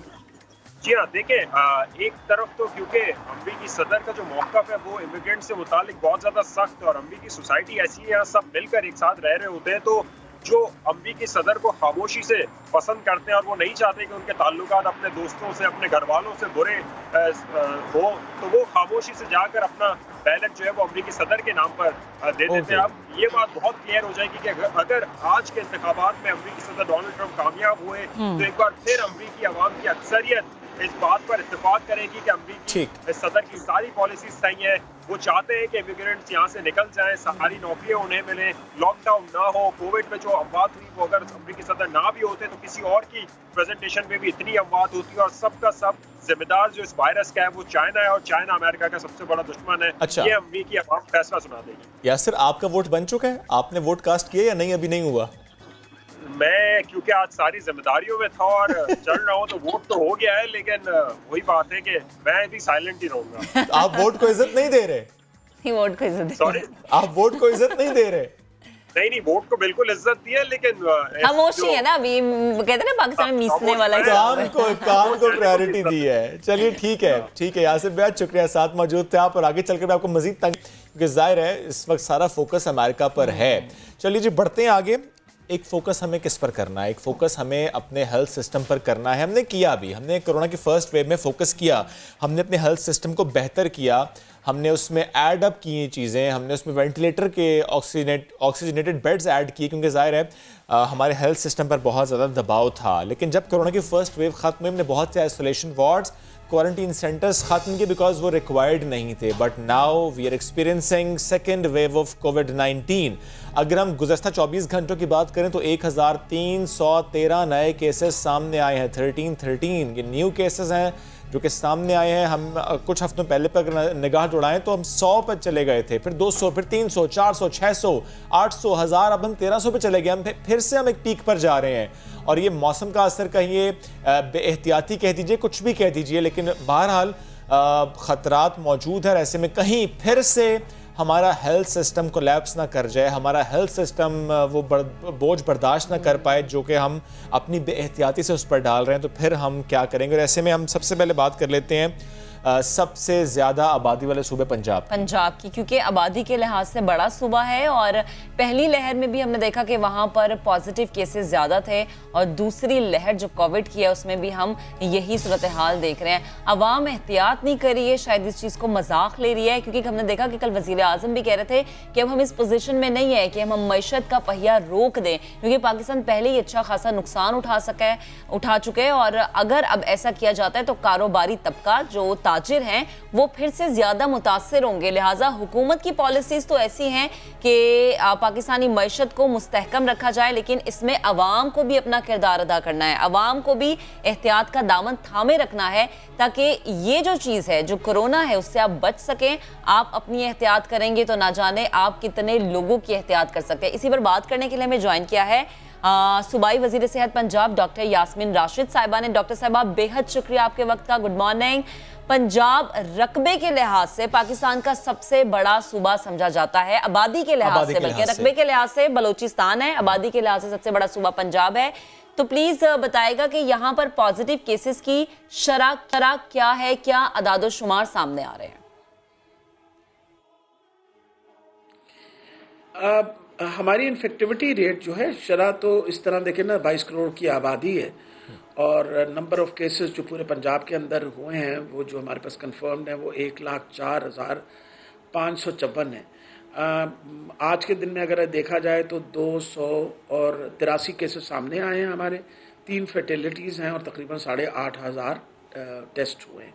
पूरे टेस्टों का अगर मैं तादाद लगाऊं तो इस वक्त कोई तकरीबन 16 लाख टेस्ट जो हैं वो पंजाब के अंदर हो चुके हैं। इन्फेक्टिविटी रेट जो है उसका अगर मुकाबला किया जाए तो बाकी औसतन वो जो बाकी सूबे हैं उनके मुकाबले में हमारा इन्फेक्टिविटी रेट अभी भी लो है। अच्छा, कोई तकरीबन 3 और 4 के दरमियान। इस्लामाबाद का 2% है और टोटल नंबर ऑफ केसेस जैसे आज आपको पता है 1200 हैं, तो पंजाब के अंदर 183 सामने आए हैं। तो पंजाब के इन्फेक्टिविटी रेट अभी भी मुकाबलतन कम है। इस वक्त जो मसला इस वक्त पाकिस्तान में बना हुआ वो एक तो कराची का है, फिर उसके बाद अपना खैबर पख्तूनख्वा में कुछ के जगहें हैं, आज़ाद जम्मू कश्मीर है, कुछ केसेस ज़्यादा आजकल इस्लामाबाद में सामने आए हैं। तो ये एरियाज़ हैं, लेकिन पंजाब में इन्फेक्टिविटी रेट अभी भी हमारा बिटवीन 3 to 4% है। तो इन्हीं चीज़ों को मद्देनज़र रखते हुए ये देखा गया है कि बाकी सूबों के मुकाबले में लोअर इन्फेक्टिविटी रेट है पंजाब का।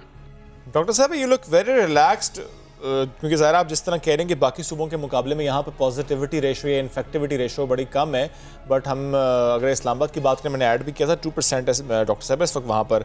बट मुझे प्लीज़ ये बताइएगा कि जब हम बात करते हैं हॉट स्पॉट्स की, जब हम बात करते हैं बड़े शहरों की, क्योंकि ज़ाहिर है अगर पाकिस्तान की बात करें तो 11 बड़े शहर जिससे मुतालिक कहा जाता है कि वो काबू करने में ज़रा नाकाम हो रहे हैं कोरोना को।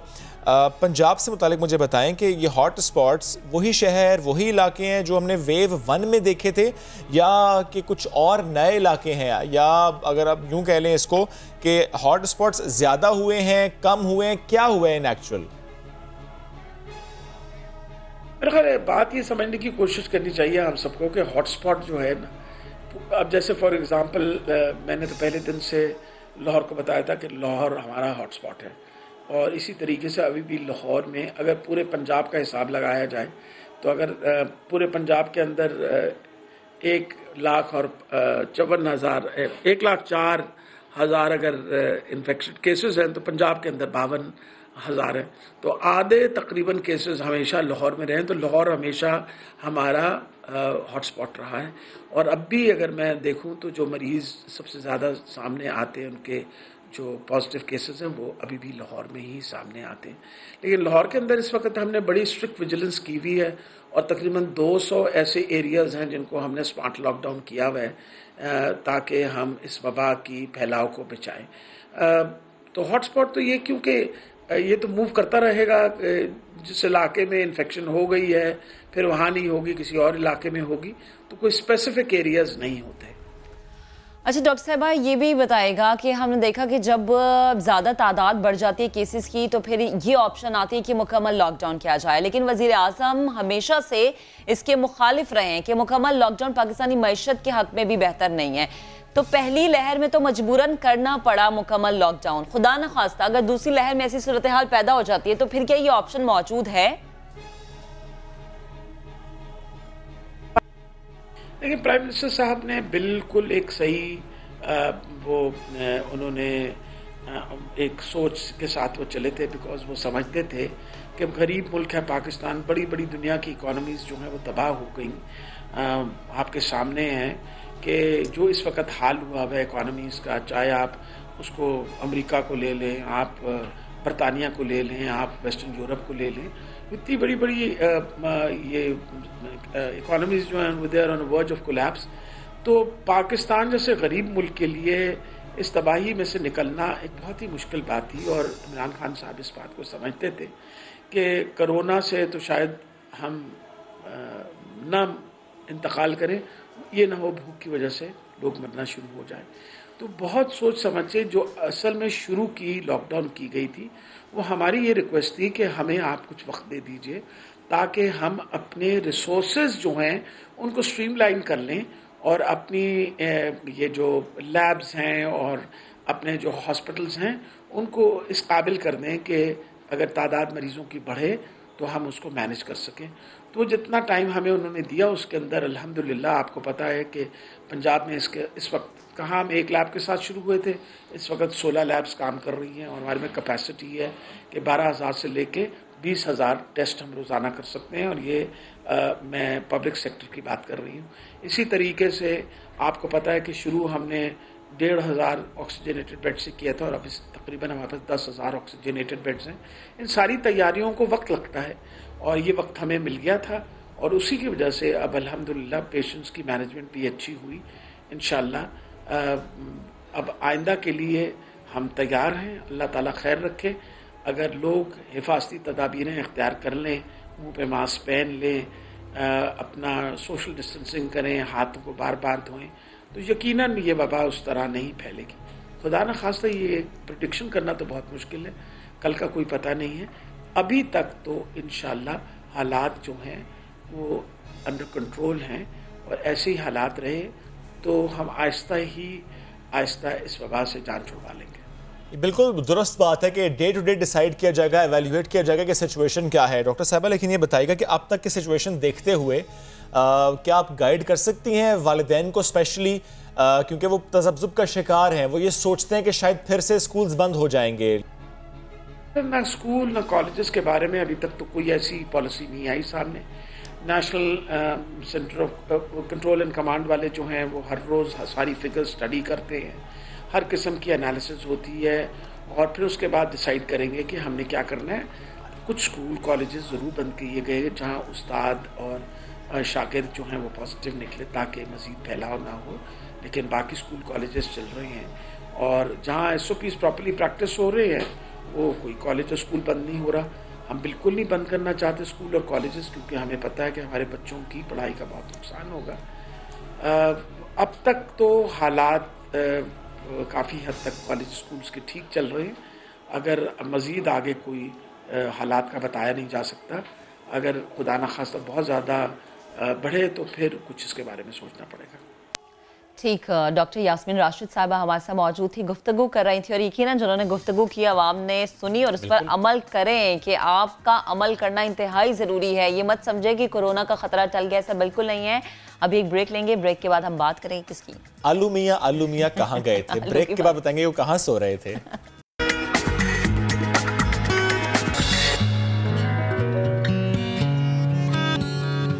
Welcome back. तो जनाब आज हम बात करने जा रहे हैं एक ऐसी सब्जी की जो कि बहुत सारी सब्जियों के साथ मिल जाती है, बड़ा अच्छा सा खाना पकता है, बड़ी रौनक बख्शती है। यानी बिरयानी हो तो आलू, गोश्त है तो आलू, सब्जी है तो चिकन आलू, है तो आलू, और कुछ नहीं है तो फिर आलू, यानी फ्राइज वो भी आप खा लें या उसे बेक करके खा लें। बहुत सी तरह से आप उसे खा लेते हैं। आज हम खाने के साथ साथ उसे लगाने की बात भी करेंगे कि लगाने से किस तरह से फायदा उठाया जा सकता है। और कौन से फवायद, फायदा नहीं फवायद। और लगाने के बाद खाना नहीं है, या लगाने के बाद बाबा खाना नहीं है। अच्छा, एनीवेज आलू की जब हम बात कर रहे हैं ताकि आप जानते हैं कि आलू बालों की ग्रोथ, बालों की ग्रोथ, बालों की नहीं, बालों, आप भालू जितने बाल आ जाएंगे ना, बालों की ग्रोथ के लिए बड़ा अच्छा है और जिल्द को साफ करने में मुफीद साबित होता है। ये तो हमने कुछ बताया, बाकी हमारा पैनल हमें बताएगा, लेकिन आप हमें कॉल कर सकते हैं, नंबर भी हम फ्लैश करेंगे, आप हमें कॉल कर सकते हैं, अपने मसाइल आप हमसे शेयर कीजिएगा। मैं और मैक बिल्कुल राय नहीं देंगे, पैनलिस्ट राय देंगे। We have doctor Khurram and doctor Bilquis with us. Good morning. अस्सलाम वालेकुम, कैसे हैं? अल्हम्दुलिल्लाह, आप सुनाएं ठीक ठाक? बिल्कुल ठीक ठाक। पहले लगा लें या खा लें? मेरा ख्याल है पहले लगा ले। दोनों ही कर सकते हैं, खा ले और छिलका लगा ले। जाया ना करें कुछ भी चीजें, अब तो महंगाई का जमाना है, ठीक है, तो सारा इफेक्ट बड़ा अच्छा आएगा। और जहाँ बहुत ही खवातीन का एक तो माथा थोड़ा बड़ा हो रहा होता है और लड़कों का ये होता है बीच में से ये बाल गायब होते हैं और यहाँ साइडों से ना मेल पैटर्न बाल्डनेस, तो उसमें आलू बड़ा नहीं माशाल्लाह परफेक्ट है। अच्छा, तो आलू बड़ा जबरदस्त एक इरिटेंट भी है, जो इरिटेंट नेचुरल वे में जो आपके बाल बड़े अच्छे उगाता है, ठीक है। अच्छा देखिए, तेल मैं आपको दिखाऊं कि बड़ा सिंपल सा आप खुद घर में भी बना सकते हैं। अच्छा देखिए, एक आलू का तेल नहीं, आलू के साथ। अच्छा जी, एक छोटा सा मैं एक इन्फॉर्मेशन पहले और दे दूं ग्रोथ के लिए। देखिए, लोग बड़े परेशान होते हैं कि जी अब PRP आया है, उसमें आपका ब्लड ड्रॉ करते हैं, प्लाज्मा अलग करते हैं, रेड ब्लड सेल्स अलग करते हैं, बहुत सारे लोगों की कॉम्प्लिकेशन होती हैं, हेपेटाइटिस के भी चांसेस हैं और उसके रिजल्ट भी सच उतने ज़्यादा नहीं आते हैं।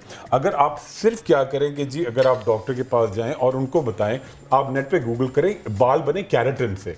अगर आप कैरेटिन और प्रोटीन का मिक्सचर होता है के कॉड के साथ, अगर आप बालों में सिर्फ उसकी रूट्स पे अपने डॉक्टर से तेल और विटामिन के साथ ये लगवाएं, तो जहां से आपके बाल गायब हो रहे हैं, खासतौर पे एलोपेशिया एक बीमारी होती है जिसमें आपके कॉइन की तरह बाल गायब हो जाते हैं, तो वहां पे लगवाएं तो आपके बाल बहुत घने होते हैं, रीग्रो हो जाएंगे। रीग्रो 100%, यानी जो बाल गायब हो चुके दोबारा आ जाएंगे, बिल्कुल, गंजपन खत्म हो जाएगा, खत्म हो जाएगा, खातून का मसला तो हल हो जाएगा।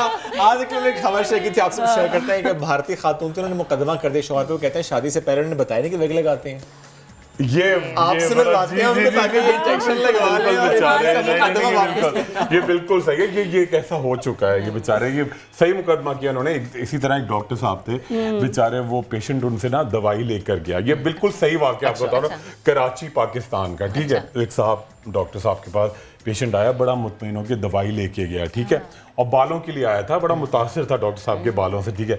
अब वो थोड़ी देर में वापस गया और उसको कुछ याद आया, डॉक्टर साहब थोड़े फ्री थे, उसको कुछ याद आया कि मुझे कुछ पूछना है, सुने ना। तो जब वो वापस आया, उसने अचानक पिए नहीं था और उसने दरवाजा खोला तो डॉक्टर साहब विग उतार के रेस्ट कर रहे थे और हवा ले रहे थे, तो फिर वो चीखें मारता हुआ गया कि ये मेरे बाल कैसे उगाएंगे, ये तो बाल खुद नहीं है। तो ये कराची का असली है भाई, असली है, इनकी बातों में एतबार किया जा सकता है। चलिए, आप पता है लोग मुझे कहते हैं उनके अपने बाल असली नहीं है। और पता दूसरा, अच्छा पता कुछ भी शोएब, अब तो मसला ही हो गया है।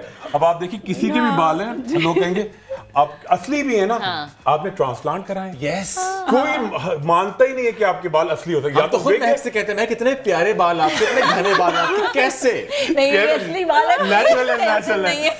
अभी इसके बाद 11 बजे के बाद सब कुछ होता है। हाँ, मेरे साथ भी हो चुका है कि कुछ खवातीन आती हैं, वो कहती है आपने एक्सटेंशंस लगाए, मैं कहती वो आके ना बहाने से चेक कर, आप कह दिया करें उसने खींच के देख लो, खींच लो, कुछ ऐसा होता है। हाँ, आपके महल आप स्किन से मुतालिक भी लोग लाजमी पूछते होंगे कि आपकी इतनी नेचुरल ग्लोइंग स्किन है माशाल्लाह। हाँ, वो बस अल्लाह के वो। और ये आई थिंक इसमें ज्यादा किरदार आपके उस इलाके का, because you belong to Chitral area का बड़ा इसमें फैक्टर, तो आपको अगर अच्छी स्किन चाहिए तो चित्राल जाके कुछ वक्त गुजार के आए। अच्छा प्लीज, मेरा ख्याल है बहुत हमने बातें कर ली, अब टोटके पे आ जाते हैं। अच्छा जी, देखिए ये ऑयल है, आपको बिल्कुल वोल्केनो की तरह दिखा रहा है, ये देखिए आप फोकस करेंगे हम लोग कैमरे में, ये बड़ा क्लोज जाएगा। ये देखिए पूरा एक तूफान जड़ी बूटियों का। मैं दोबारा से दिखाता हूँ। ये देखिए इसके अंदर क्या क्या चीज़ आप हिलाते हैं कैमरा परेशान। मैंने फिक्स कर दिया, मैंने फिक्स कर दिया। देखिए ये 3 तेल है, ठीक है।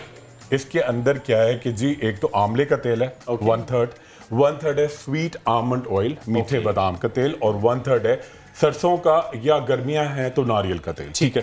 तीनों तेल के साथ आपने ऐड किया जी एक क्रीम आती है, बहुत सस्ती है, पूरे पाकिस्तान में कराची से कश्मीर तक मिलती है, शायद 25 रुपए की है। क्लोबेस्टॉल प्रोपाइनेट 10 ग्राम, ठीक है, वो आपने इस तेल में ऐड की। और ये है सिकाकाई के बीज, ठीक है, कलौंजी, मुलेठी, अजवाइन, रतन जौ, और इसके साथ ऐड किया जी प्याज के बीज। अच्छा इनको मेथी दाना तो है ही है, बिल्कुल ना सही। अच्छा ये तेल आपने लिया, इसको अच्छा मिक्सचर बना के इसके साथ आपने जहां आपके ये आपने तेल निकाला, ये देखिए बीज सारे, कलौंजी, मेथी दाना, ठीक है, ये सब आ गए। अच्छा इसके साथ आपने क्या किया कि थोड़ा सा आलू का पानी, ठीक है जी, आलू का पानी। आलू के पानी से मुराद के जिसमें आलू को भिगो के रखा जी, बिल्कुल आलू को भिगो के रखे, या आप मैश भी कर सकते हैं, ब्लेंडर में ब्लेंड करके। उसका आलू का पानी, अपना पानी भी निकल बिल्कुल जो उसके साथ, ठीक है, उसको आपने अच्छी तरह से मिक्स किया और ये तेल बिल्कुल तैयार है। जहां आपके बाल गायब हो रहे हैं, आपने लिया कॉटन वूल के कॉटन का टुकड़ा और लेके अच्छी तरह से जहां जहां आपके बाल गायब है वहां पे आप रब करें, तो आपके नेचुरली बाल आना शुरू होंगे। और साथ में आप प्रोटीन के इंजेक्शन खुद नहीं लगाएंगे, मतलब आप डॉक्टर के मशवरे से लें। और एक मल्टीविटामिन जिसके अंदर बायोटिन तो बहुत मशहूर है, लेटेस्ट विटामिन है हॉर्स टेल एक्सट्रैक्ट, वो वाली खाएं तो आपके बाल मोटे मोटे, मतलब ये नहीं कि आपने खाया और 4 दिन में बाल बढ़ गए, मतलब 4-5 महीने तो आप दे ना, तो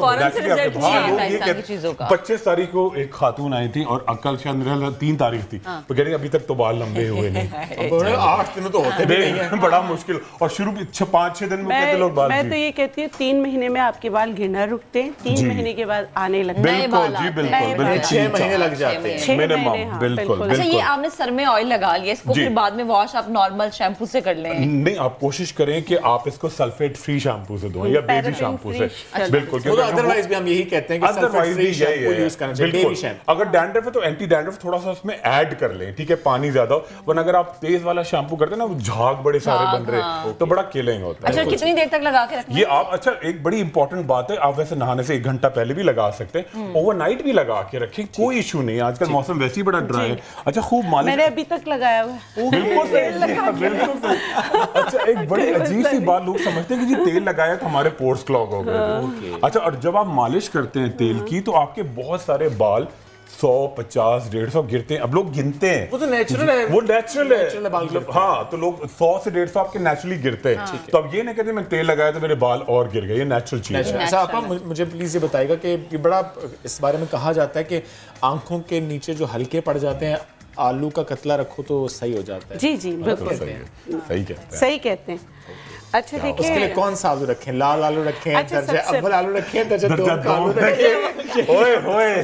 अच्छा मैं एक बात बताऊं, इसके लिए अगर डार्क सर्कल्स के साथ आपकी ड्राइनेस बहुत ज्यादा है ना, तो प्लीज आलू ना रखें, एक ब्लीचिंग एजेंट है। ओके। तो ये याद रखें कि अगर डार्क सर्कल्स भी आपको इचिंग होती है या किसी वजह से भी आंखों से पानी आता है, उसके रीजंस बहुत सारे दूसरे होते हैं, लेकिन एसिडिक होता है, नज़ला जुकाम खांसी बहुत ज्यादा है, तो आलू की ब्लीच आपको नुकसान पहुंचा सकता है। उस में आप अगर आलू का इस्तेमाल करना चाहते हैं तो आपने क्या किया, एक मोटा सा जैसे आपने काट लिया, उस पे आप लौकी का तेल लगा। ओके। तो फिर इसको अगर आप करेंगे ना तो इससे डार्क सर्कल्स आपके काफी हद तक जो है ना मिनिमाइज हो जाएंगे, काफी हद तक। देखिए इस तरह, तो ये क्या होगा कि जो इसका साइड इफेक्ट है वो लौकी के ऑयल, और लौकी का ऑयल ऐसा है कि वो एज ए सीरम भी आप लगा सकते हैं। ये बन गया आपके आंखों के लिए। ये रखें कुछ कुछ कॉलर्स हैं हमारे साथ। इससे पहले कि हम मजीद आगे बढ़े, हमारे साथ मदिहा है कराची से। Madiha good morning, doctor Khurram से सवाल करना चाहते हैं, प्लीज कीजिए। Good morning. अस्सलाम वालेकुम। हेलो अस्सलाम वालेकुम जी। अस्सलाम वालेकुम मदिहा, कैसी हैं आप? ठीक ठाक हैं जी? अल्हम्दुलिल्लाह ठीक। डॉक्टर खुर्रम, वैसे तो आपको पता है कि आलू तो रेगुलर यूज में ज़्यादा होते हैं, मैं वैसे ही बहुत ज़्यादा फूडी हूँ, तो आप ये बताइए कि आलू से वेट कैसे लूज किया जा सकता है? बिल्कुल, आलू से वेट रिड्यूस कैसे किया जा सकता है? रिड्यूस या गेन? रिड्यूस बिल्कुल किया जा सकता है, मैं आपको नेचुरली बिल्कुल बता रहा हूँ। अच्छा दूसरा बस एक एहतियात करनी पड़ेगी कि कोई आपके कॉम्प्लिकेशन अगर है, थायराइड की है, ठीक है, T3, T4, TSH आपके नॉर्मल है, तो आप आलू से कैसे वेट लूज करेंगे? मैं बिल्कुल एक और कॉलर है, वो ले लेते हैं। कौन है, कहां से? मुगले आजम, मिसेस मुगले आजम, गुड मॉर्निंग, लाहौर से हैं। अस्सलाम वालेकुम। वालेकुम सलाम जी। आप सब बहुत, आप सबको तो मैं अपने शो की मुबारकबाद देती हूँ। शो में जान डाल देते हैं, खास तौर पर हमारे जो एंकर्स हैं, माशाल्लाह उनका जो मेहमानों के साथ गुफ्तगू करने का तरीका है वो बहुत अच्छा है, और गेस्ट बहुत सारे हैं। इस खुशी में शेर हो जाए, शेर सुन लीजिए। बाद सबा कुछ सुना तूने, मेहमान जो आए हुए हैं, कलियाना बिछाना राहों पे, हम पल के बिछाने वाले हैं। क्या बात, क्या बात है, क्या बात है, जबरदस्त। अब बताएं, जो पिछले टोटके आपने सुने और उन पर अमल किया, कैसे रिजल्ट्स हैं? मैंने खुद पे तो खैर किया नहीं, लेकिन मेरी सिस्टर थी, उनको बहुत मसले थे, तो मैं बताती हूँ तो वो बहुत खुश होती हैं। वो कहती चले नुज़र, मेरे पास इतना टाइम नहीं होता कि मैं टीवी लगा के देखूं, लेकिन मैं उनको बताती हूँ और वो यूज करती हैं। और खासतौर पे मुझे पता है कि आपा तो खैर यहाँ पे जो चीज बताती हैं और वो घर में ही रेमेडी मौजूद होती है, हम लोग उसको कर लेते हैं, हमारे किचन में होती है, उससे रिलेटेड बताती हैं। और आपा से मैं ये पूछना चाहती हूँ, आप लाहौर कब आ रही हैं? जी मैं कल यानी 5 और 6 को लाहौर में क्लिनिक कर रही हूँ अपना। क्या बात है, देखिए आपने पूछा और हमने बता दिया 24 आवर्स में आपा वहाँ जा रही हैं। चलिए फिर बाकी सवाल मिसेस मुगले आजम वहीं पर हो जाए। कराची वाले ये समझते हैं लाहौर चली गई तो 5-6 को जा रही हूँ, लेकिन सैटरडे को मैं यहाँ क्लिनिक करूँगी। चलिए ठीक है जी। एक और कॉलर हमारे साथ कराची से, कौन बात कर रहे हैं? गुलनाज, कितना खूबसूरत नाम है, गुलनाज। अस्सलाम वालेकुम गुलनाज, गुड मॉर्निंग। किससे सवाल है आपका और क्या सवाल है? जी मेरा डॉक्टर बिल्किस से सवाल है कि मेरी भांजी के ना 17 साल की एज है, उसके दांत में बच्चे के नीचे गैप आ गया है, मतलब ये खासा छोटी सी उम्र में गैप आया है। दांत में तो गैप आ गया, शुरू में नहीं था? जी दांत में, शुरू में नहीं था। 17 साल एज है। नहीं, दांत में गैप मतलब शुरू से दांत जैसे निकलते तो अभी गैप हुआ 3-4-6 महीने में। हाँ 4-6 महीने। कोई दवा खाई थी, कोई कुछ हुआ था, कोई दवा खाई थी? नहीं, कुछ भी नहीं खाया, बिल्कुल सही थी बच्ची। नहीं, कॉन्स्टिपेटेड थी, कोई मसला था? क्योंकि गैप ऐसे ही नहीं आ सकता ना दांतों में, कोई वजह होती है, दांतों वो ड्रग रिएक्शन हो सकता है, ऐसा नहीं था? कोई गैप, कोई तकलीफ तो नहीं बच्ची के, ना कुछ है। अच्छा, हल्का सा हॉस्पिटल से बताया, फिर दवा जब थोड़ा बढ़ने लगा। अच्छा, ब्रश प्रॉपर करती है मिस गुलनाज? वो ब्रश प्रॉपर करती हैं ट्वाइस अ डे? कोई माउथ फ्रेशनर यूज करती हैं? नहीं, वो माउथ तो खाली ब्रश इस्तेमाल करती हूँ। अच्छा, चल ठीक है, प्लीज आप पहले आप बताओ। अच्छा मैं बता देती हूँ। देखिए इसके रीजंस बहुत सारे हो सकते हैं। ड्रग रिएक्शन से भी दांत पूरे हिल जाते हैं, माइट भी के ना कोई ब्रश किया हो, कुछ ना कुछ किया हो, गैप आ गया हो। रीजंस बहुत सारे हो सकते हैं।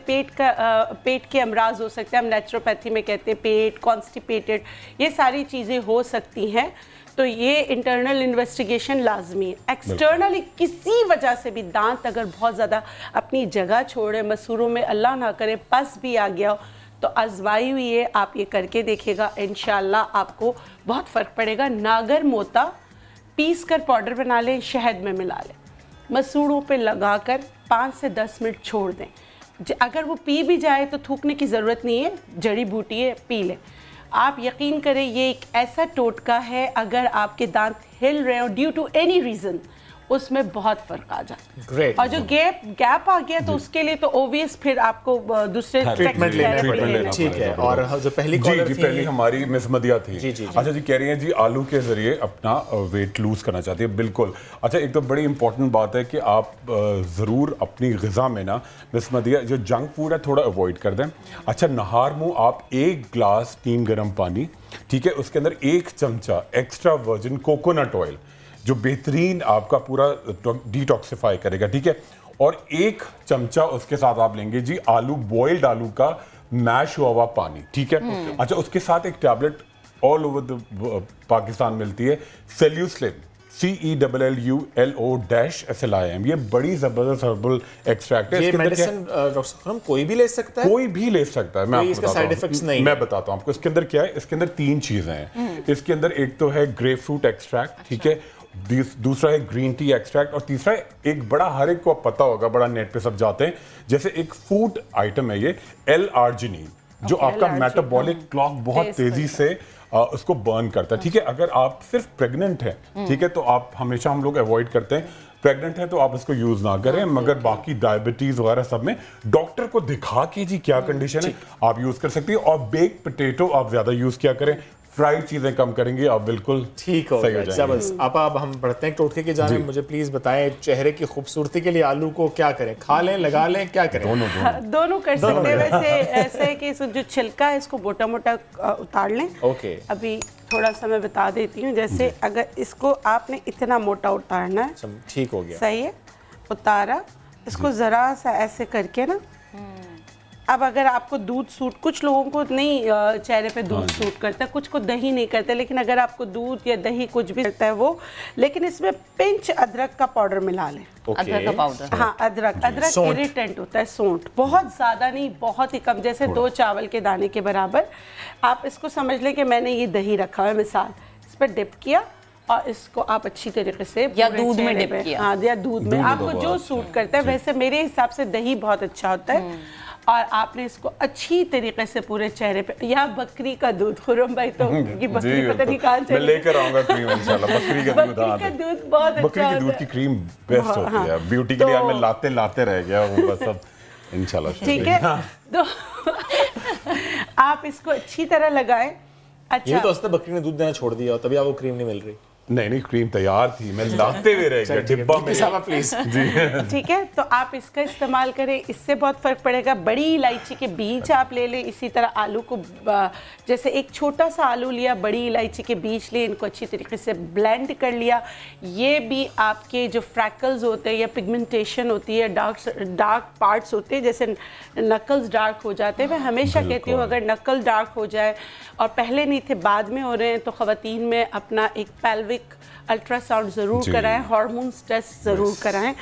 तो साथ में आप ये कर सकते हैं, या गर्दन अगर काली है तो इंसुलिन यकीनन बढ़ा हुआ है, चाहे छोटे हो चाहे बड़े हो, इंसुलिन रेजिस्टेंस है, उसको देख लें। देखने के बाद एक्सटर्नली आप अगर चाहें तो आलू आपकी बहुत अच्छी मदद कर सकता है। आलू को पीस कर पाउडर बना लें, जैसे पानी के साथ, उसमें कोई भी अच्छा सा उपटन मिक्स करें, आप उसको लगाएं। नहीं तो आप दूध या दही जो है उसको मिक्स करके लगाएं। तो ये घर की ऐसी रेमेडी है जो आपके डार्क सर्कल्स को लाइटन अप करने में आपकी मदद कर सकती है। आलू को पीस के पाउडर बनाना है? हाँ, देखें, क्रश कर लें ना, क्रीम बना लें, ऐसे ना ब्लेंड करेंगे। हाँ, ब्लेंड कर कर लें, तो इसको ब्लेंड कर लें जी। और अब आलू का ना पाउडर भी मिलता है, पाउडर भी मिलता है, ये पेस्ट बन जाएगा, पाउडर आलू का। अच्छा बेगम साहब, आप अक्सर लोग कहते हैं कि इस आलू के साथ या पेस्ट बना के कुछ चीजें ऐड करके अगर पैरों पे लगाएं और जुराबे पहन लें, उससे क्या रिजल्ट्स आते हैं? कुछ ऐसा होता है? नहीं, इसमें नहीं, इसमें खीरा आप ऐड कर सकते हैं, टमाटर का जूस ऐड कर सकते हैं।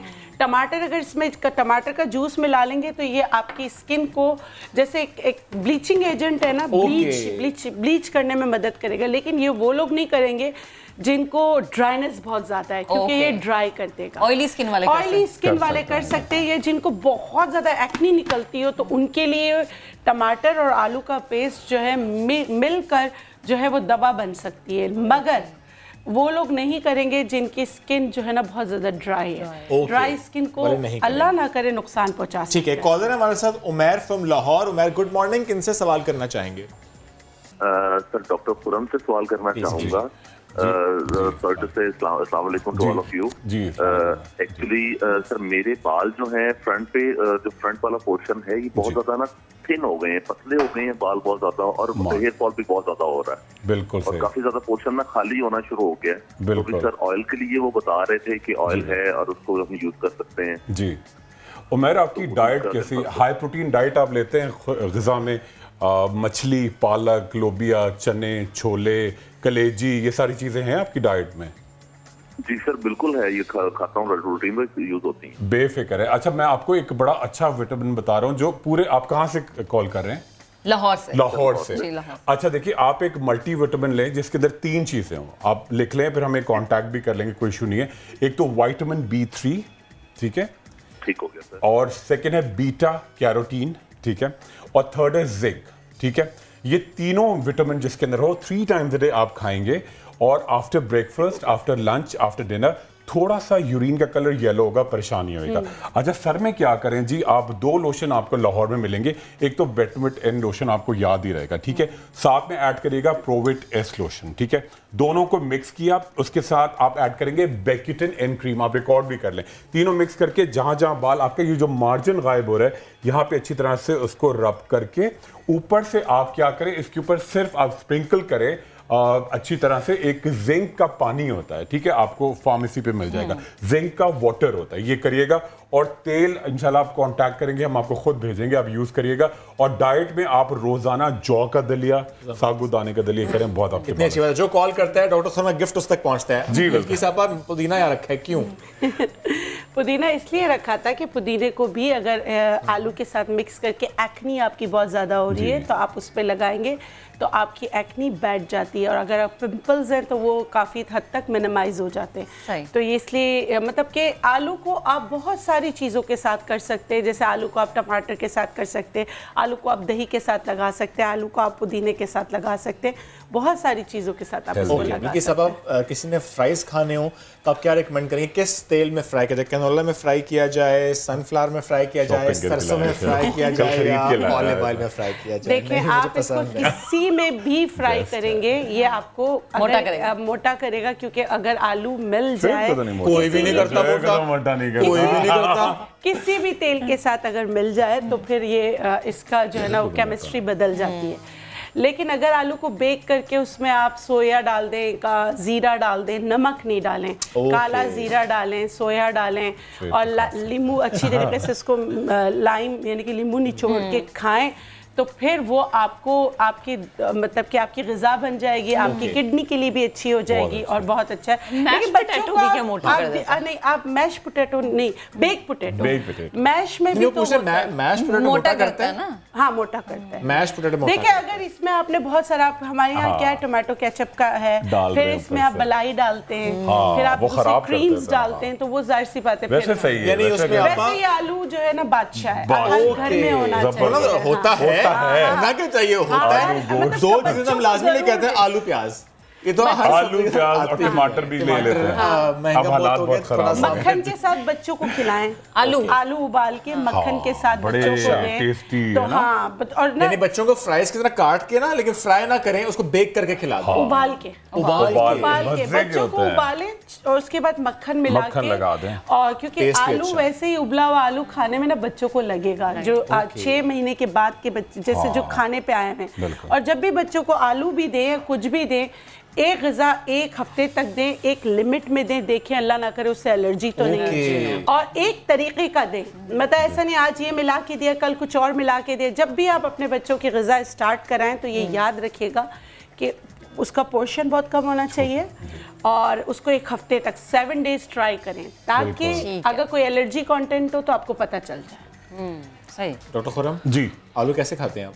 आलू शुएब, मैं तो बड़ा, मुझे तो देखिए, मैं तो कहता हूँ बिल्कुल सब कुछ खाना चाहिए, सब खाएं आप, टींडे ना खाएं बस। नहीं, टींडे भी खाएं, ठीक है, मतलब आलू गोश्त खाएं, शुएब सारी चीजें खाएं। थोड़ा सा ना, एक तो क्वांटिटी थोड़ा सा, शुएब ज्यादा खा सकता है, शुएब को तो कोई इशू नहीं, मगर जैसे मैं थोड़ा कम कर सकती हूं। देखिए, आपको मेंटेन करना है, लड़कियों के लिए इशू होता है ना थोड़ा, तो वो सही बात है, तो मेंटेन करना होता है, तो वो थोड़ा हर चीज खाएं, आलू पोर्शन में खाएं, ठीक है, हिसाब किताब में हिसाब किताब होता है। मगर शुएब जाते जाते बड़ा जबरदस्त, मैं क्योंकि मिसेस मुगल आजम की कॉल थी, फिर मिस गुलनाज की कॉल थी, तो मैंने कहा कि उसी की टक्कर की एक चांदनी चंदन उपटन में जिस तरह के नाम आपको आ रहे थे, तो उससे मिलती जुलती, ये देखिए, ये है बड़ा जबरदस्त। बस 10 सेकंड बस जी, ये अगर आपकी झाइयां बहुत आ रही हैं तो ये है चांदी चंदन उपटन।